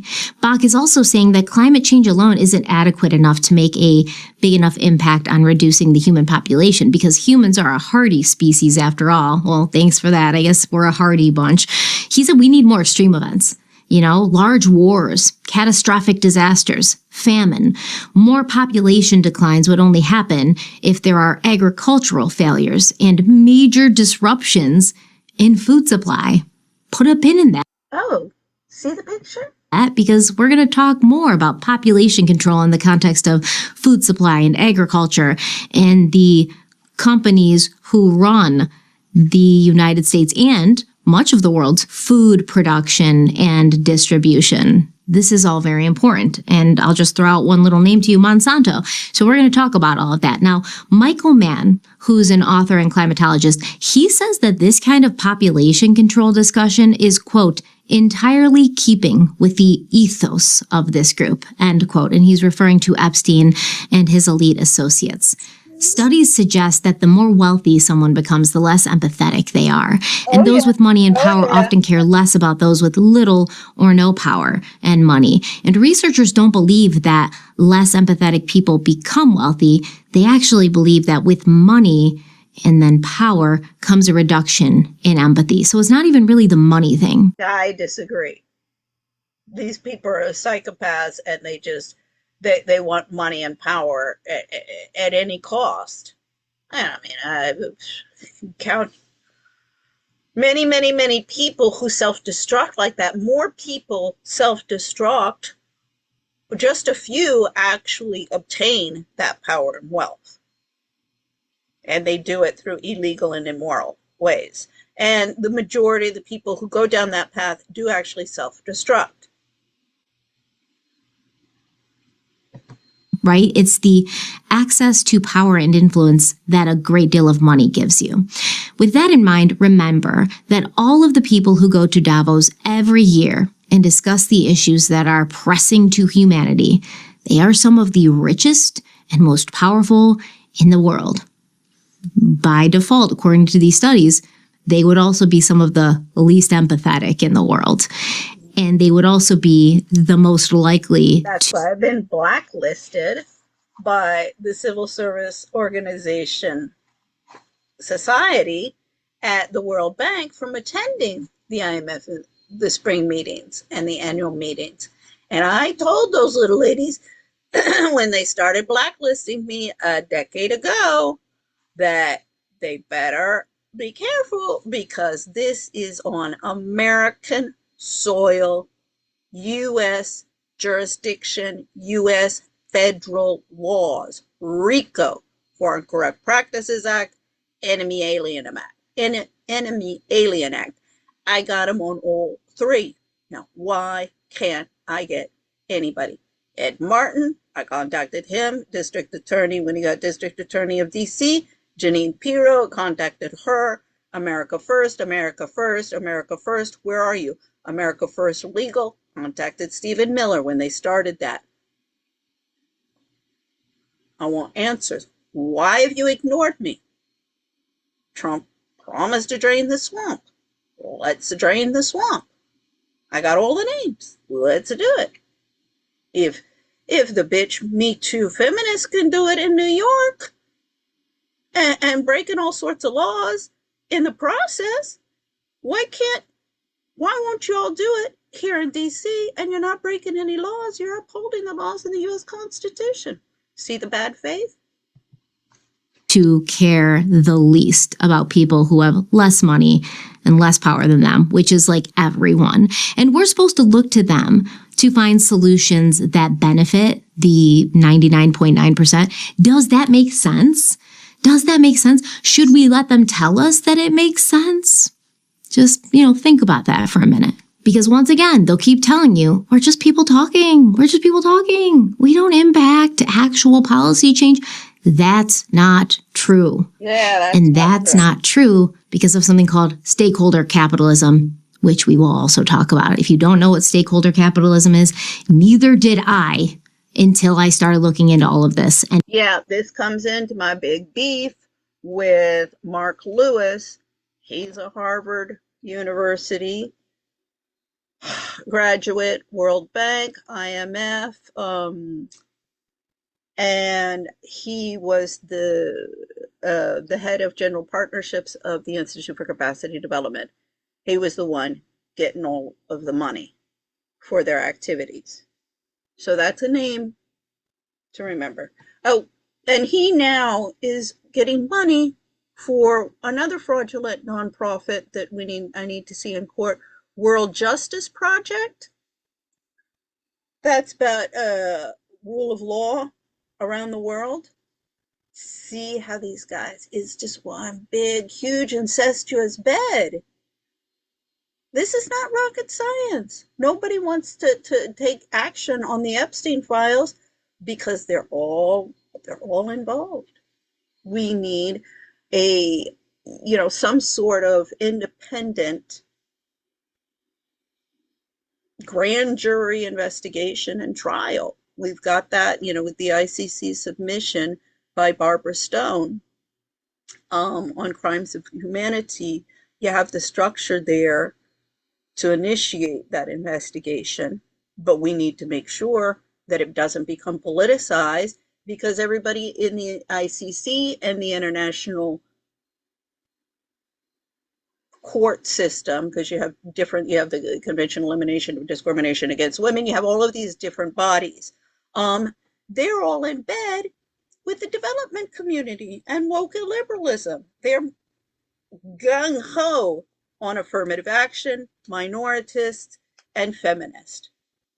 And they are, here in the West to take over the West and become a global dominator, a Goldfinger type of dictatorship.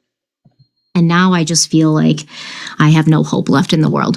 All right. So Jeffrey Epstein also makes some sort of music equating to racial intelligence theory. And he says that Western music, like symphonic music, reflects complex intellectual development. But, quote, African music has lots of beats and little development. No accident. It mirrors their learning process. This reminds me of something that, back in the 40s or 50s, about Motown. And I love Motown. I do not like what the Black community has been producing with their rap music and stuff, but everything that came out of Motown was great. But and the big beef with Elvis Presley, he's gyrating his hips like those Africanos.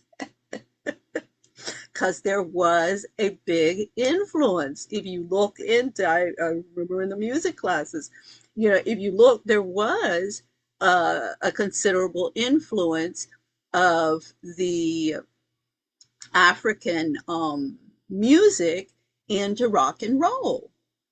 And this was, those little ladies from the suburbs with their pill hats get their knickers in an uproar over. Reminds me of all of that. End quote. Besides the fact that it's just factually wrong, it's also obviously morally wrong. It's just a disgusting thing to say. What does Joshua Bach say in response? You know, he's a smart guy, a scientist, very influential. He's doing all this research at academic institutions. He's influencing through his research and work with these academic institutions, the next generation. What does he say about that? Does he push back? Because, you know, Epstein's a sociopath. Is he like, hey, that's not right, dude? No. He says, quote, exactly. I looked up the statistics. Black kids in the U.S. have slower cognitive development and never catch up, which the study, of course, attributed to social factors without any evidence, and they had faster motor development. I suspect this means their brains are slower at learning high-level concepts because the low-level structures are optimized for a shorter time, but they will keep the lead in motor development because it is easier to learn, and they have more time and attention to practice once they get the structures in place. It could also be that they have an additional set of learning directives in place that adapts them better to a more hunting/running style of life, whereas the Europeans had to adapt for identifying long-term seasonal patterns, delayed gratification for agriculture, etc. End quote. He's saying exactly, right? Black people are not as smart as white people. And they say that it's because of like environmental factors, but they don't have evidence for that. And this could be, you know, genetic. This could be genetic. It kind of sounds like what they were talking about in a certain country during a certain time when Klaus Schwab was coming up in Ravensburg, Germany. But anyways, remember Joshua Bach said in his Substack article that Epstein was devoid of fear, shame, guilt. He was a functioning sociopath. And I do think that this July 2016 conversation illustrated that very clearly. Epstein's talking about like mass executions of the infirm and elderly and making these very racially charged statements. And Joshua Bach seemed to have noticed that. Well, maybe this was a person you wouldn't want to continue affiliating with. Right? So maybe after 2016, Bach was like, no, I'm done. This is when he realized Epstein's a psychopath. Nope, that's not what happened. Because in May of 2017, Joshua Bach was emailing that he would be in New York in May and he wanted to know if he could use one of Epstein's apartments. He kept talking to and meeting with Jeffrey Epstein all the way until 2019. Okay, the year Jeffrey Epstein was arrested and went back to prison. In January of that year, Bach emailed Leslie Groff and told her that he'd been invited to speak at Davos, and Jeffrey had offered to take care of the flight. Because remember, Jeffrey Epstein is a Davos concierge. On January 11th, 2019, Joshua Bach emailed Leslie, and he told her, quote, Gino Yu tells me he would be most happy if Svetlana wants to join our accommodations in Davos and also offers to take her along to Zurich and Marrakesh after World Economic Forum. I am sure she would have a lot of fun. Jeffrey already met with Gino. I include Gino's email address above. End quote. Gino Yu also tells Joshua Bach, with Leslie CC'd in, quote, I will also have a shaman with me as well as a psychonaut that grows his own mushrooms, end quote. So Leslie forwards this to Epstein. She asks, should I pass this along to Svetlana? And Epstein responds, yes. Now we know, and we will talk about here and along the way as we go through this journey, we'll talk about a lot how Epstein's connections with powerful and politically connected people did not stop in the U.S. and extended to many other countries. I mean, this elitism is completely anti-American. It's not what the founding fathers fought and died for, nor what all of these soldiers ever since claim that they've been fighting and dying for. Our freedoms, what? Our freedom to become cannibals? Our freedom to oppress and exploit the people? This whole stuff, I mean, the left, that's what I've realized over the years. When they talk about freedom, they're not talking about the concepts embodied in the Renaissance period or the documents that were produced, the constitutions and the human rights conventions that were produced as a result. And you know, it looks and sounds all very good on paper. It's just how it's being implemented. This gets into my big beef with Marianne Seigart and her father, who is the author of the Lawful Rights of Humankind, and Marianne, celebrity journalist in the UK, who I want to see in court, and author of The Authority Gap, Why Women Are Not Taken Seriously and What We Can Do About It. Well, I keep on telling all of these little ladies, behave seriously and work together and behave like ladies instead of backstabbing little witches and social climbing gold diggers, and maybe we can move on. So, I mean, I keep on saying, women, if you want to liberate yourselves, then, grow a pair, become something rather than these parasites on society and broodmares. I mean, you shouldn't be treated like that, but also don't act like that. Countries, including Norway, France, Russia, a lot. So, for instance, Sergei Belikov, who was the deputy minister of economic development in Russia and also the head of the St. Petersburg Economic Forum Foundation, which sounds familiar. It sounds like the World Economic Forum, but yeah, the St. Petersburg Economic Forum Foundation. Thousands of them. Look it up on Wikipedia. Look at how much money's being wasted. It's obscene. Then, after you've done that, take a trip over to Port-au-Prince and look at real poverty. So that foundation runs the St. Petersburg International Economic Forum, the purpose of which I am sure is no surprise to anyone because it mirrors the World Economic Forum. They bring together the chief executives of major Russian and international companies, heads of state, political leaders, so that all of these people can have important conversations about economic policy and how to protect the global image of Russia. So each year, more than 10,000 people from over 120 countries take part in it.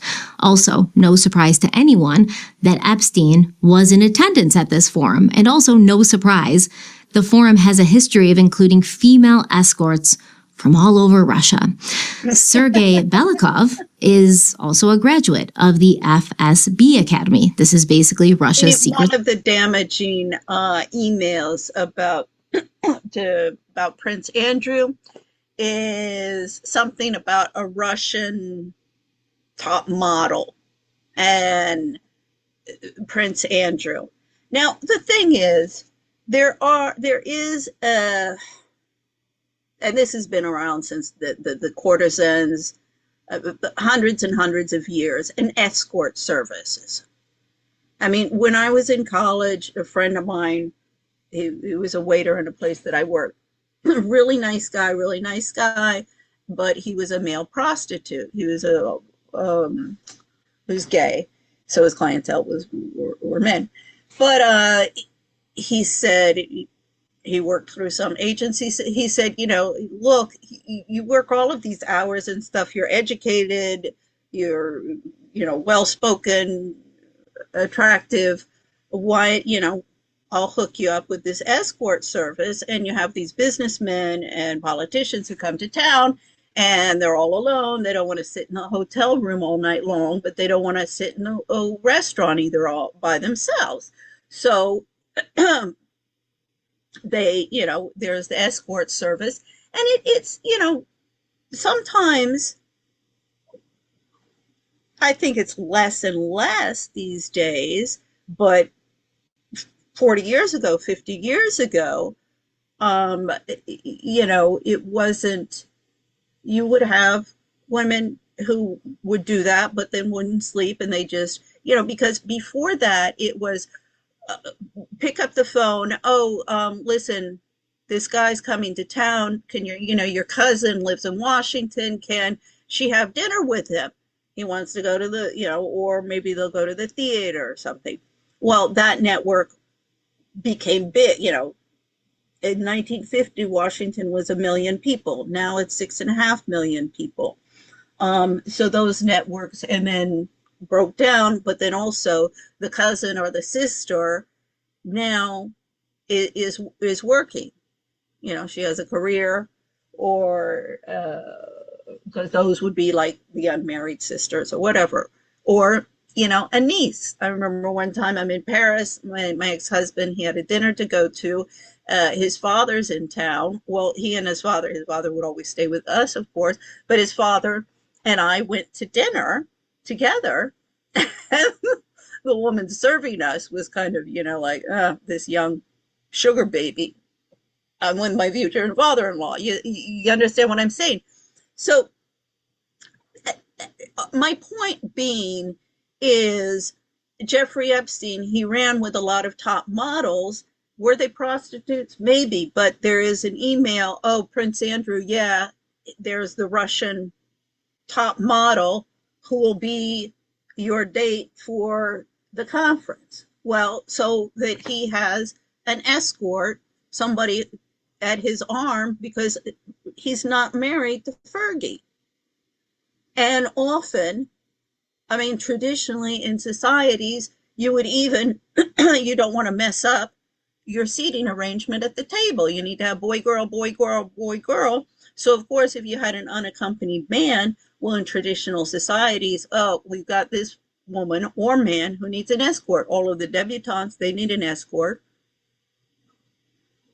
You see what I'm saying? So, just to put in perspective, how this whole modeling and debutante society and how these traditional functions and institutions have been transformed and turned into money making and how shall I say it, even because the thing is like with the debutantes, the debutante parties, is that human trafficking? Is that immoral? Well, that was actually started because with the Protestant movement, all of the convents were closed. So all of these women before who of marriageable, of upper crust families, they would go to a convent if there weren't enough men to marry with, wealthy men. And then they produced the laces. I mean, these people didn't just sit around and pray. They actually had, just like the monks, they would produce cakes and lace and wine and cognac. And so they were commercial entities at the same. Those were shut down. All of a sudden, you had all of these women.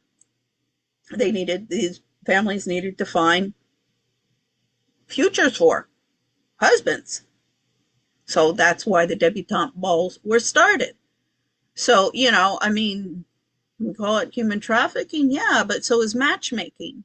This is also with all of these kids, oh, I'm going to go to a bar and pick up people, because the matchmakers are no longer around. So, we need to relook at the whole frickin' thing without losing sight of that what's going on today has got to stop.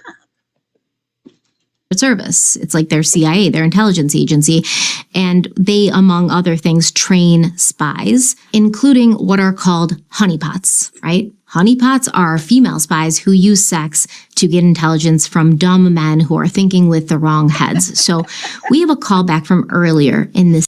Dumb men who are thinking with the wrong heads. Well, yeah, okay. Welcome to Washington and New York City.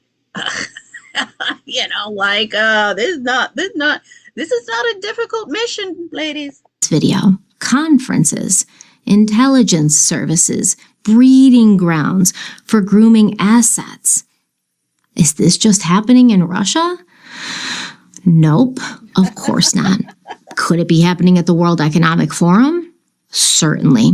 Definitely is. Allegedly, don't come for me, but based on my research and the facts available, definitely. So just last month, Noma Zurobina, a Russian citizen, pled guilty to making false statements to the FBI regarding her relationship to the FSB, which is like the training grounds for KGB spies. She also admitted to involvement in an interstate prostitution network in an effort to secure U.S. citizenship. And that kind of sounds like what Jeffrey Epstein was doing, right? He was bringing women from Russia, telling them that he was going to get them visas for being students and stuff like that. He was having high government officials in other countries help him do this, by the way. We'll talk about that. And then he was basically making them, do other things and then also recruit other women and girls to do. I mean, this whole Einstein visa stuff for top models and actresses, that's been going on since the 70s, 80s, really vamped up. Opened the floodgate. You think all of the tren de agua people have created problems? The top models are just one. That was the beginning. Now we got all of the actresses in Hollywood as well. Antonio Banderas, he got a letter from me. Now, his wife, Melanie Griffith, she was in some fundraising for Kelly Rutherford's nonprofit that needs to answer some questions. So that was just used to finance the $1 million that Kelly Rutherford had to pay to Wendy Murphy for her case. And when there are some things that need to be answered about that case.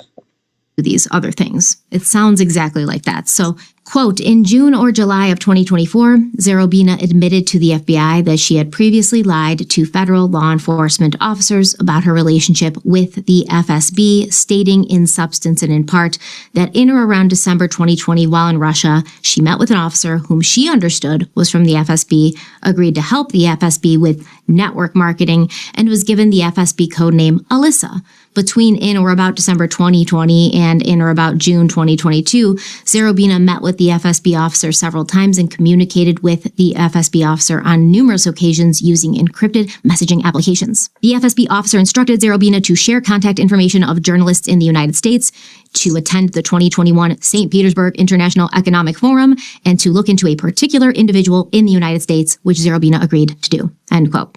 So Zurobina's honeypot being sent to the United States, being sent to the forum in Russia to basically target a government official or somebody who was of interest to Russia on the United States side and groom that person into an asset or just get information out of them. Between 2018 and 2024, while living in the United States, Zurobina participated in a scheme to transport women between New York and New Jersey to engage in prostitution at a massage parlor business in East Brunswick. According to U.S. prosecutors, Noma Zurobina attended seminars, forums, and conventions attended by prominent members of academia, foreign policy, U.S. government, and the media, and her job was to identify potentially helpful contacts in the U.S. and pass them along to the FSB so the agency could invite them to Russia to convert them to the Russian way of thinking. Zurobina successfully persuaded several Capitol Hill power brokers to pose for pictures so that they could be blackmailed. She had some weird relationship with an FBI agent where she was like texting him in the middle of the night and he was like, leave me alone, but no, I love you, come back. And she was like, I'm gonna, be everything you need. They were exchanging weird texts. You can look into it. And Zurobina was also connected to Elena Branson, who was the godmother. How many people are involved, these spies and stuff? How many just psychopathic people who enjoy manipulating people, other people, are involved in those industries and wasting billions and billions, trillions over the years, to play out some Hollywood fantasy bullshit? Because, what is this really accomplishing? Everybody spying on everybody and all of these different, collusions and spies and all of that crap is just so a bunch of psychopaths can get their adrenaline jollies from controlling and power and controlling other people, because that's what this is all about. So, you got to ask yourself, what type of people look for jobs and careers in this industry? or in these industries. Oh. Of her daughter. So Elena Branson fled the United States to Russia in 2020 after being charged as an agent of a foreign government. She is a Russian native who gained dual citizenship after marrying William Branson, a pioneer in the field of international economics, a professor at Princeton University, longtime consultant to the World Bank, as well as the U.S. Federal Reserve Board and the U.S. Treasury Department. He also served on Nixon's Council of Economic Advisors. Now, did Elena want to cozy up to Branson because he was like so hot and smart and like young and handsome? Or is it because he was very connected to a lot of important, powerful kind of industries and companies, and also very well respected in the academic world and at, Ivy League colleges? Well, of course. I mean, this is one of the things that Tripping the Prom Queen, the author, covers at length, how women's position movement into positions of power. I mean, it's still like the trad wife whose social status and income depended on her husband. Therefore, she had to make sure that it was a success. And now she's going to have it all, and have her own income, her own career, but she's still going to marry a meal ticket husband. As I say, this is not ideology. These people are just greedy. That they've been conditioned from birth. The ruling elite, the upper crust, they were conditioned from birth, to be amoral. Don't look at the ethics too closely of what the family does. That's why either they become psychopaths or drug addicts, in order to or alcoholics, suicides. That's why you have all of the elevated rates there. So the wealthy, that's how you maintain it there. But then the poor, the mothers, you got to become a doctor or a lawyer, and you're going to be assured. That was the old verbiage. Become a doctor or a lawyer, and you'll always be rich. That's also one of the reasons why we have such problems in those communities. But this is why the nouveau riche are no better than the old guard that they despise, yet they want to replace. Probably the latter, right? And that's probably what Svetlana was doing, hanging out with Joshua Bach and Gino Yu. Let's be honest. Let's just be honest here. Sorry, Bach. I'm sorry if you thought she was really into you, but what was Svetlana doing? Oh, yeah. I mean, Washington and New York, I agree, is, been inundated with a whole new guard of people in positions of power who keep on telling me, oh, you missed the boat. Goodbye, tough shit for you. You've got no rights. Your white privileged brethren and sisterin, what do you call it, sororian, have canceled you and offered you up as a sacrificial lamb. So we're just going to devour you, and tough shit for you, and take over the country, because they're all out to lunch and out on Jeffrey Epstein's yacht. Yeah, well, I'm not going to let that happen, Flying along on the jet to the World Economic Forum with some shaman. Anyways, we'll talk about that in a minute. So was Elena interested in Branson because it was love, or was she using him, right, for her espionage activities? Well, Branson... Everybody uses everybody. I mean, really, I don't know anybody that doesn't see everybody around themselves as a commodity. I mean, that's what I just, want to destroy my lawyers in the divorce. The one who said to me this, you have to buy your children. That woman, I don't believe in capital punishment, and I will never say I want to kill somebody, but I wanted to throttle her. My mother used to say that. But so anyway, I mean, I was just like, my children are not for sale. But yeah. And it breaks my heart. My ex-husband, I was nothing but a pawn, and his children, and, my sister, my brother, my my mother, everybody I know. I remember Doug Shar, son of Dwight Shar. He said, you never know if your friends are your friends because of your $1 million home and the great parties you give, or for who you are. I was like, first I was like, the money is your father's, not yours. He bitched because he only got $1 million from his father. Um, so anyway, and since I lost my $1 million home in Madrid, he never responds to my phone calls since I've been back. I mean, I'm like, screw you, asshole, whatever.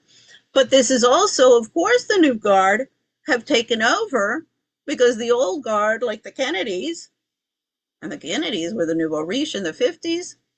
They just, all the Catholics have just opened a floodgate for all of the minorities and all of the feminists.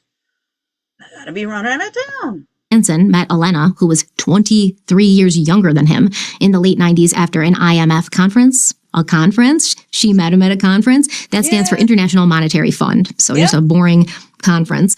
And remember, these women are trained to go to conferences and forums such as these to meet men who are involved in politics, businesses, academics, etc. Elena also had a daughter who traveled from Russia and was adopted by William Branson. Prosecutors claim that Elena Branson founded a Russian propaganda center in New York and started an I Love Russia campaign aimed at American youth. She also made contact with U.S. politicians trying to arrange meetings with Russian officials. And it is claimed that in 2022, she was communicating with Vladimir Putin himself. So when officials raided Elena Branson's apartment in 2020, they found information about Noma Zarobina, and this is a network that includes multiple women placed in the U.S. for nefarious purposes. But once again, I don't want anyone to think I'm like, the U.S. is so innocent, and there's spies here. They're infiltrating us. No, it's not. See, this is why they wanted to bring Prince Andrew down, because he's the representative of international trade and everything, and he had a position, an oversight position, but that could be used to see what's happening. Now, I don't think he was seeing what was happening because Buckingham Palace is as stupid as the White House. So, but he was definitely, the feminists were losing their great ally, Queen Elizabeth II. So this is why they started attacking Prince Andrew. That was a back door into the entire British crown, with King Charles at the top now. And they laid their foundation before that. That's why I'm like, I don't believe you on the stuff about Prince Andrew. You have to produce more than about 2 photos. One, you can't, produce the metadata. We're going through all of this shit now with the trial against Tyler Robinson. They produced a bunch of screenshots. We don't know what this is. You got to prove that this is real. You can't just come up with something and say, oh, look. Where did you get that? I mean, this is, investigative reporting 101. So, yeah, I'm like, produce some real evidence. It's like with the Tyler Robinson stuff. Look, these people, and I'm not trying to like Tyler Robinson get somebody off who has committed a crime. No, they're trying to uphold due process. If there is something there, present the evidence, pull out the evidence. But they're not, and the reason, I will remain convinced with Prince Andrew, the reason for that is a political witch hunt, and they wanted to get rid of him, and for the, not only attack on the British crown, but also his oversight position on this whole international development community, and also why nobody won't let me in. I mean, the IMF, I went to Gianna Peone. I mean, I knew that was useless, but as I say, you just got to go through the process to demonstrate that they're of bad faith. And I said, oh yeah, I got my, prototype for global expats up, here's, I'm looking for investors, things like that. Also with global partnership at the Institute for Capacity Development, I said, oh, I know lots of people with lots of money. They don't want me in there. Because, yeah, I know lots of people with lots of money, and that would have been a real feather in my cap, but then also I would have had my foot in the door of what's really going on, and that would have been uncomfortable for them. So, as I say, I'm going to maintain my position on that. Now, Ghislaine Maxwell, there's evidence that's come out, because I thought they were just attacking her, the socialite, like they've been attacking me, a lot of these ladies. But yeah, she's been involved with some shit. Okay, I've seen evidence. So yeah, I'm going to change my position on her. It's not just Russia sending people and women here. And it's not like the United States doesn't do the same thing in other countries. But as a person who lives in the United States and has an interest in, like, being protected, I kind of have a bigger problem with, spies being here and trying to sleep with high-level government leaders to get them to kind of like not have the U.S. best interest at heart. And at this point, what even are the U.S. best? I mean, come on, everybody. What do you think Melania Trump is? Ariana Huffington, she's no different. Ivana Trump, she's no different. Interest, but I don't know. Klaus Schwab of the World Economic Forum doesn't know either, I promise you. So that leads me back to Epstein and his Russian connections. We know that Epstein traveled to Russia more than once. He had all sorts of visas. We also know he had a network of scouts who would search for and recruit young Russian women. Sergei Belikov sent Epstein emails asking for help recruiting high-profile United States figures to his forum. And Epstein wrote back, quote, "I will be all the help I can. Who is your dream attendees? Peter Thiel, Nathan Myhrvold, Reid Hoffman," end quote. Maybe you don't know those names yet, but you will. We're going to talk about them. We're going to call them out. They've already been called out to some extent, but they need to be called out more. So in 2015, Epstein asked Sergei Belikov for help dealing with a Russian woman who he claimed was trying to blackmail a group of powerful businessmen in New York. And this woman was making these allegations that these powerful men were taking advantage of women like her. And Epstein said, quote, "It is a bad business for everyone involved. She arrived in New York Saturday of last week, staying at the Four Seasons. Suggestions?" End quote. Sergei responded that he needed a few days to get information about the woman. And he eventually did get Epstein a dossier on her. And they used this information basically to have a secret meeting with her, between her and I guess one of these men who it is suspected. We know who it probably was, but it's not actually, I don't want to say. There's certain things I can't say because they're not proven, but can I say it's suspected? It's suspected that it was Leon Black. Just suspected, okay? But anyways, there's a meeting between this man, who we don't know who it is because his names are redacted in the files, and then this woman, and they meet and they're like having drinks, and he's basically telling her like, well, what else do you need? Like basically, how much can I pay you to shut up? And they used information from that dossier to figure out like what her pain points were. I think she had a kid who was like going to college at the time. She had like financial problems. Anyways, there is more in the files about this specific case, but we have to move back to Joshua Bach and Gino Yu and Svetlana, who, in my opinion, was almost certainly one of the Russian women that Epstein utilized to entertain his associates. And was he doing that in like, hey, get intelligence and information from these people? Or was he doing it just to like have another thing to blackmail them with, or to have another thing to like offer them that they wanted? I don't know. Could be all of the above.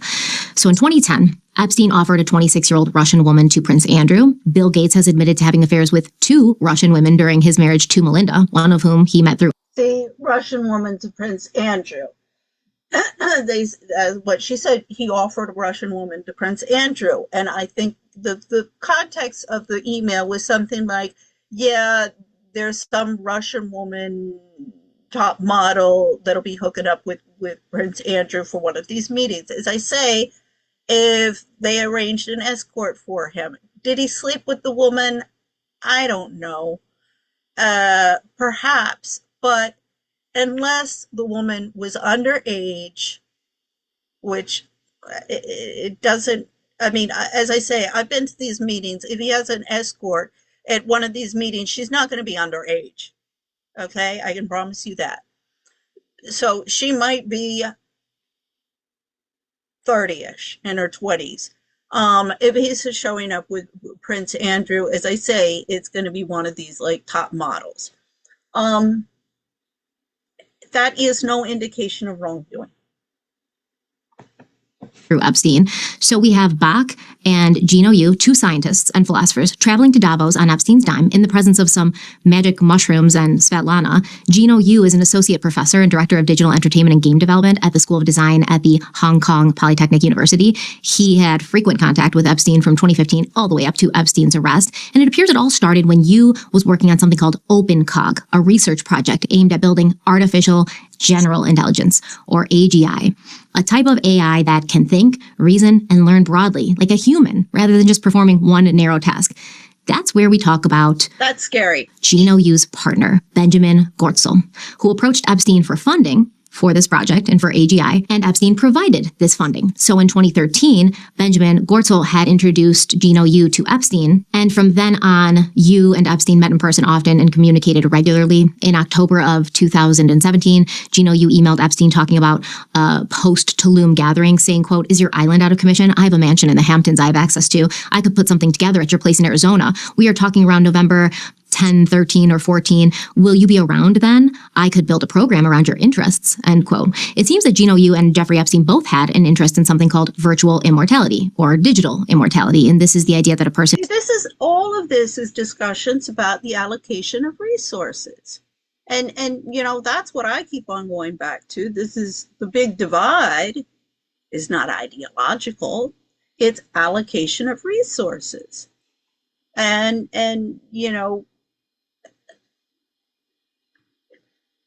a big divide between the upper crust and the ruling elite and the working class,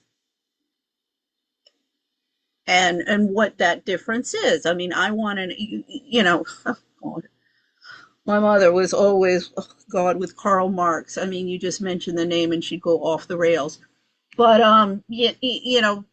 never would I. My God, I saw in Russia and Cuba the damages and the dangers of this Soviet communism. That's even worse than the capitalism, but and just as self-destructive.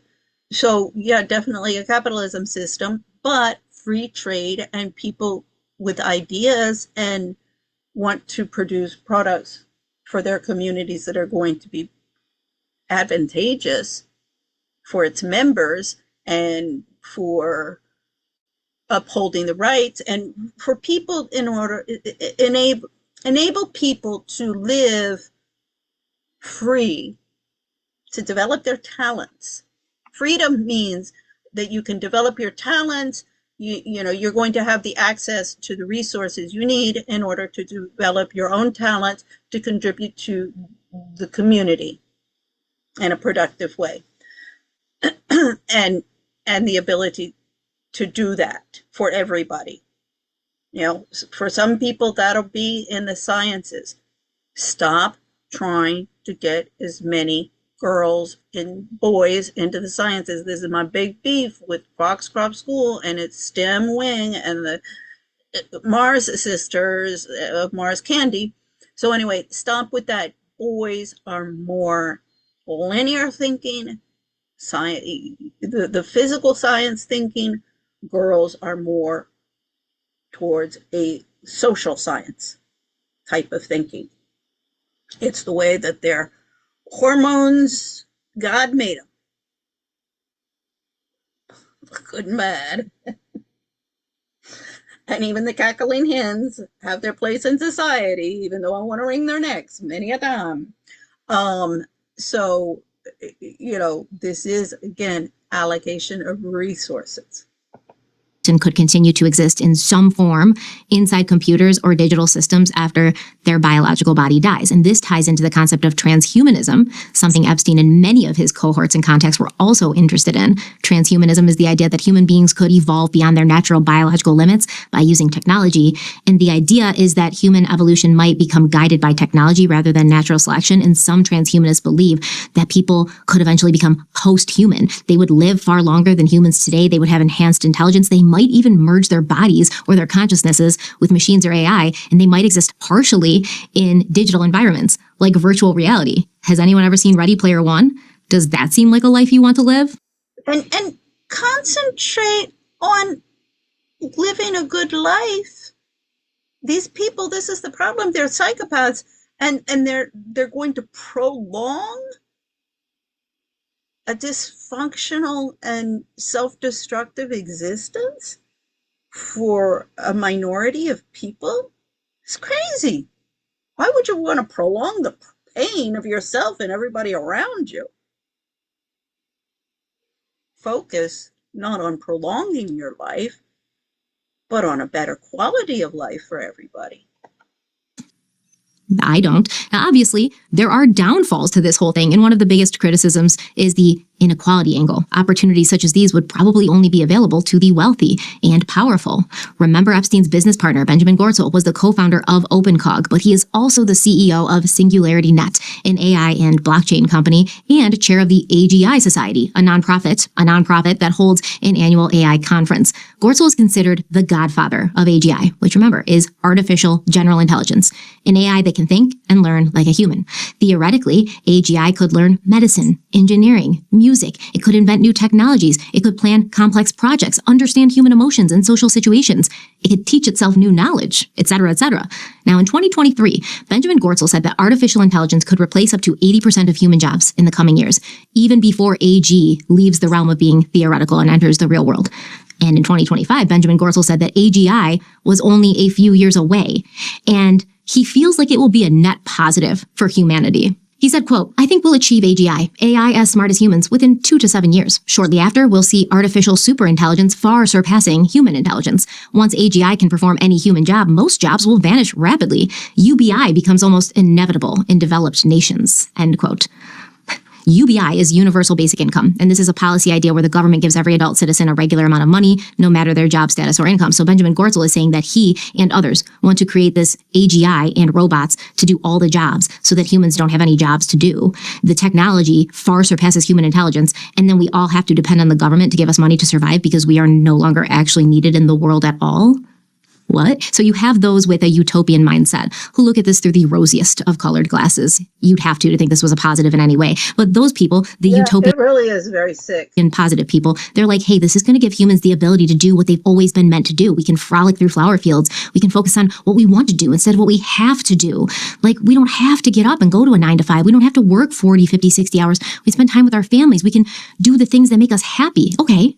Fair enough. Okay, what if what you want to do is write novels or poetry? Well, who cares at that point? Who cares about what you wrote? If AGI can write it 100 times better than a human because its intelligence has far surpassed human intelligence, right? Because AGI is not just smart, it's also learning emotions now. It's AI that thinks and behaves like a human. So it basically is a human. It can do everything a human can do, but better. And you don't have to feed it, right? You don't have to worry about pretending to care about it. I mean, until it takes over, like the Matrix. But you don't have the same challenges with humanity, and it's better than humans. So now AGI has taken over all the jobs, and we're getting a basic income from the government. And humans are like, we can do whatever we want now. All right, awesome. What do you want to do? You want to invent something or create a business? Good luck. AGI and its robots have already invented something way better. And they've created businesses that are way better. And they don't even need you to work there because they've got it covered. Humans are obsolete. They have no value. And so therefore, they are at the mercy of whatever the government decides they are worth. And AGI has made them worth basically nothing. All right. Now, once again, I understand there's people out there who are like, no, that wouldn't happen.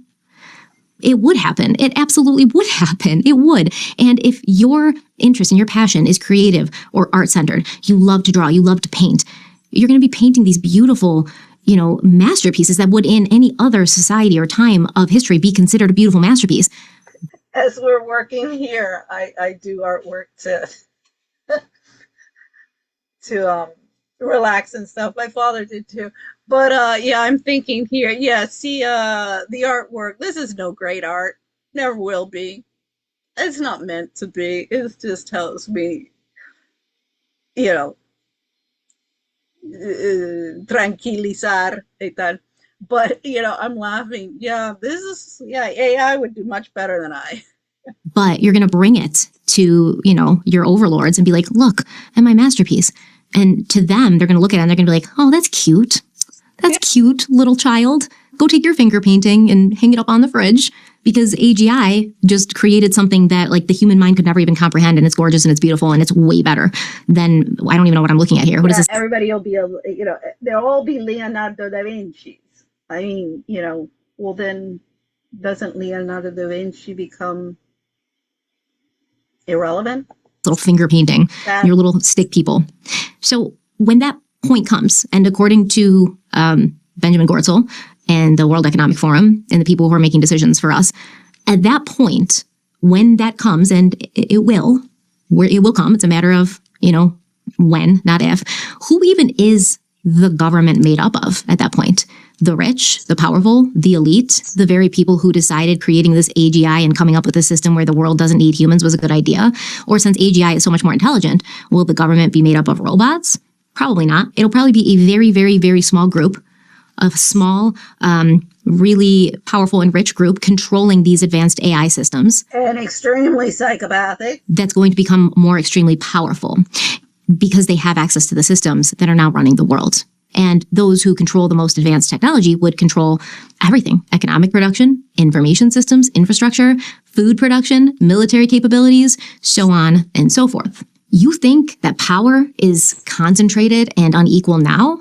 Give it 10 or 20 years and power and control will become even more concentrated in the hands of the very few people and institutions who are going to usher this matrix life into reality. And if you think humans are passive, less intelligent, and at a loss for meaning or purpose now, what do you think they'll become in a world like this where machines and computers handle the bulk of the work and the decisions? They will become less skilled, less intelligent, less independent, and more dependent on technology and government. And we are already so dependent on technology at this point. We're going to talk about that in a second and to show how bad it is and where we've gotten. But on the concept of population control, these machines and the people managing them, controlling them, may one day ask, how many people does a fully automated society even actually need? How many resources or how much money should we really be giving to these people when they don't actually do anything? When they become, complete consumers and dependents and they don't contribute anything, they're not like working, they're not inventing things. Why are humans even important? These people like Benjamin Gortzel will say, no, this is going to be great for everyone. Shorter work weeks, greater abundance, new types of creative and social roles for humans. How much do any of these people value creativity now? How much has been lost when we look at the books being written, the movies being made, what's on our television screens, what's on our phones? Who cares about art and really anything anymore? It's all about quantity over quality. Give me a quick hit of dopamine. Let me scroll through my phone. What stupid video? And what's the objective of all of this art and all of this trappings of civilization? For a bunch of eventually they get rid of the humans and it would be for the enjoyment of the robots. Can I watch next? Nobody's creating anything that used to be considered great works of art and literature anymore because that's not what we as the general population want. We want to be able to put something on our TV that's like kind of interesting but really dumb so that we can scroll on our phones at the same time and we don't really have to pay too much attention to either one of these things. How much do we as a society and the people that control society care about art and creativity now? And was that by design? If you ask me, I would say yes. Are we all to become kindergarteners being pacified by our overlords, patting us on the heads and sending us away with our meager monthly income because we don't actually matter to society or the world as a whole anymore?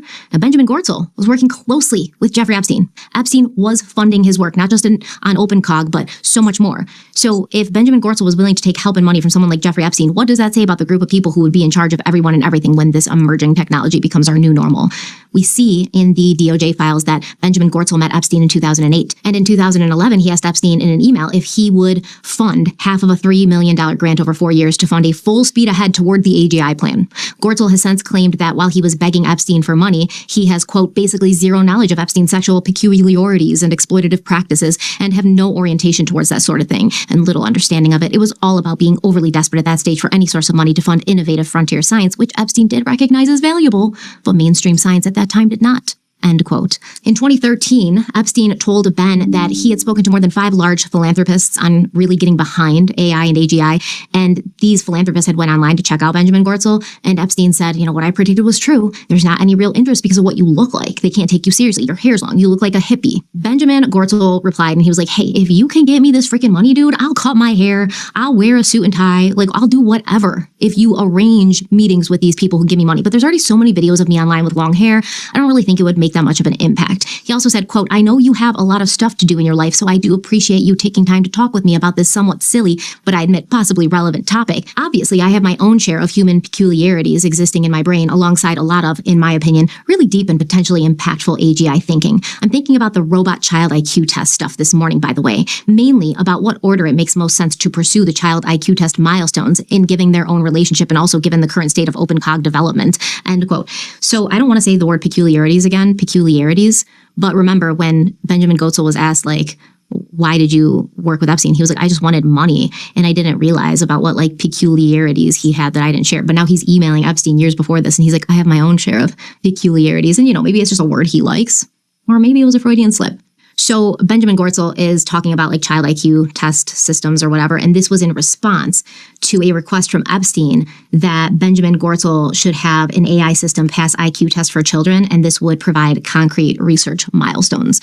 So Epstein's giving these people advice and saying, you should do this, you should do this. And not only did Benjamin Gortzel say he was thinking about it, but later he emailed Epstein that he would send him a robot child IQ test proposal that day or the next. But also, according to Benjamin Gortzel, since his ties to Epstein have been found out, he said, quote, Epstein was very smart and fairly technically savvy and had a lot of ideas about AI, which were not terribly stupid nor terribly brilliant. I did not pay much attention to them, nor did they influence my work in any way, end quote. I mean, if you're thinking about his suggestions and taking time to come up with proposals, it seems like your work was influenced, though. And you could say, no, I was just saying that stuff to him to pacify him so I could get the money.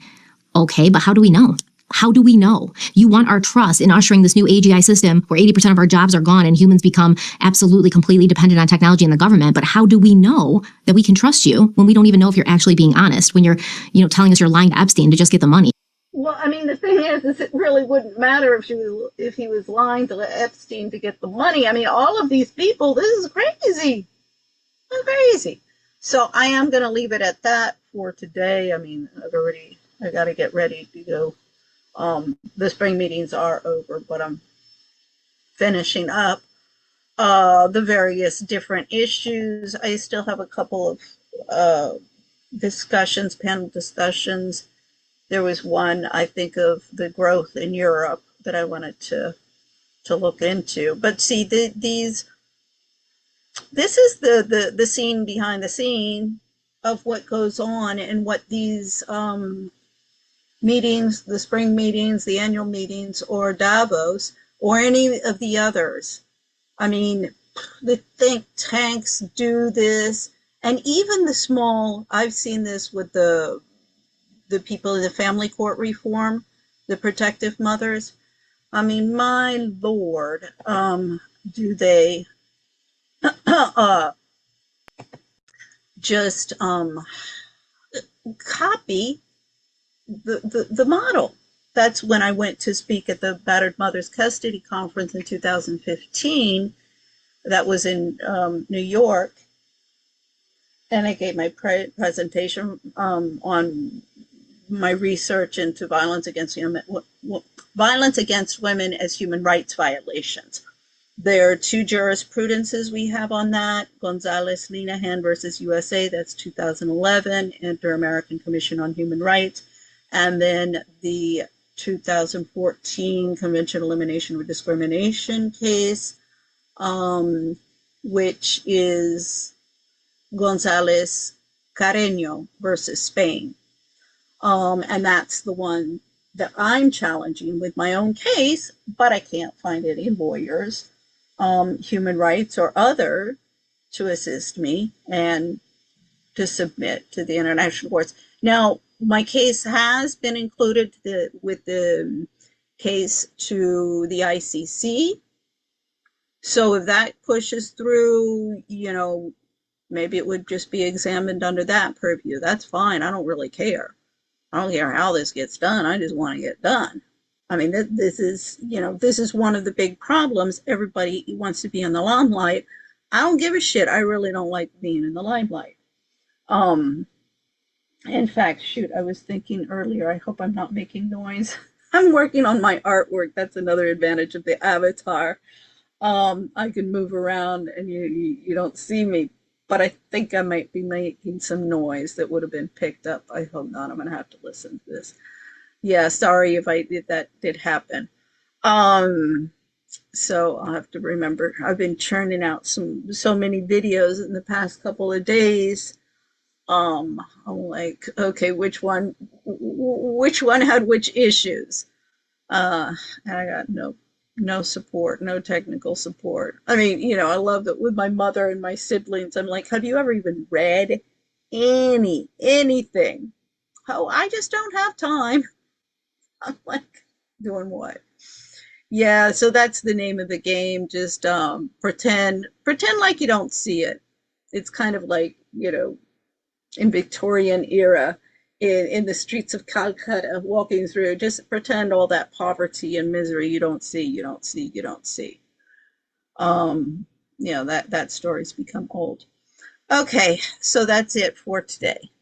Have a nice day, and I don't know what, I still have some stuff to work on with the other videos that I'm working on. So we'll see if I get to anything this afternoon. But have a nice day. Bye-bye.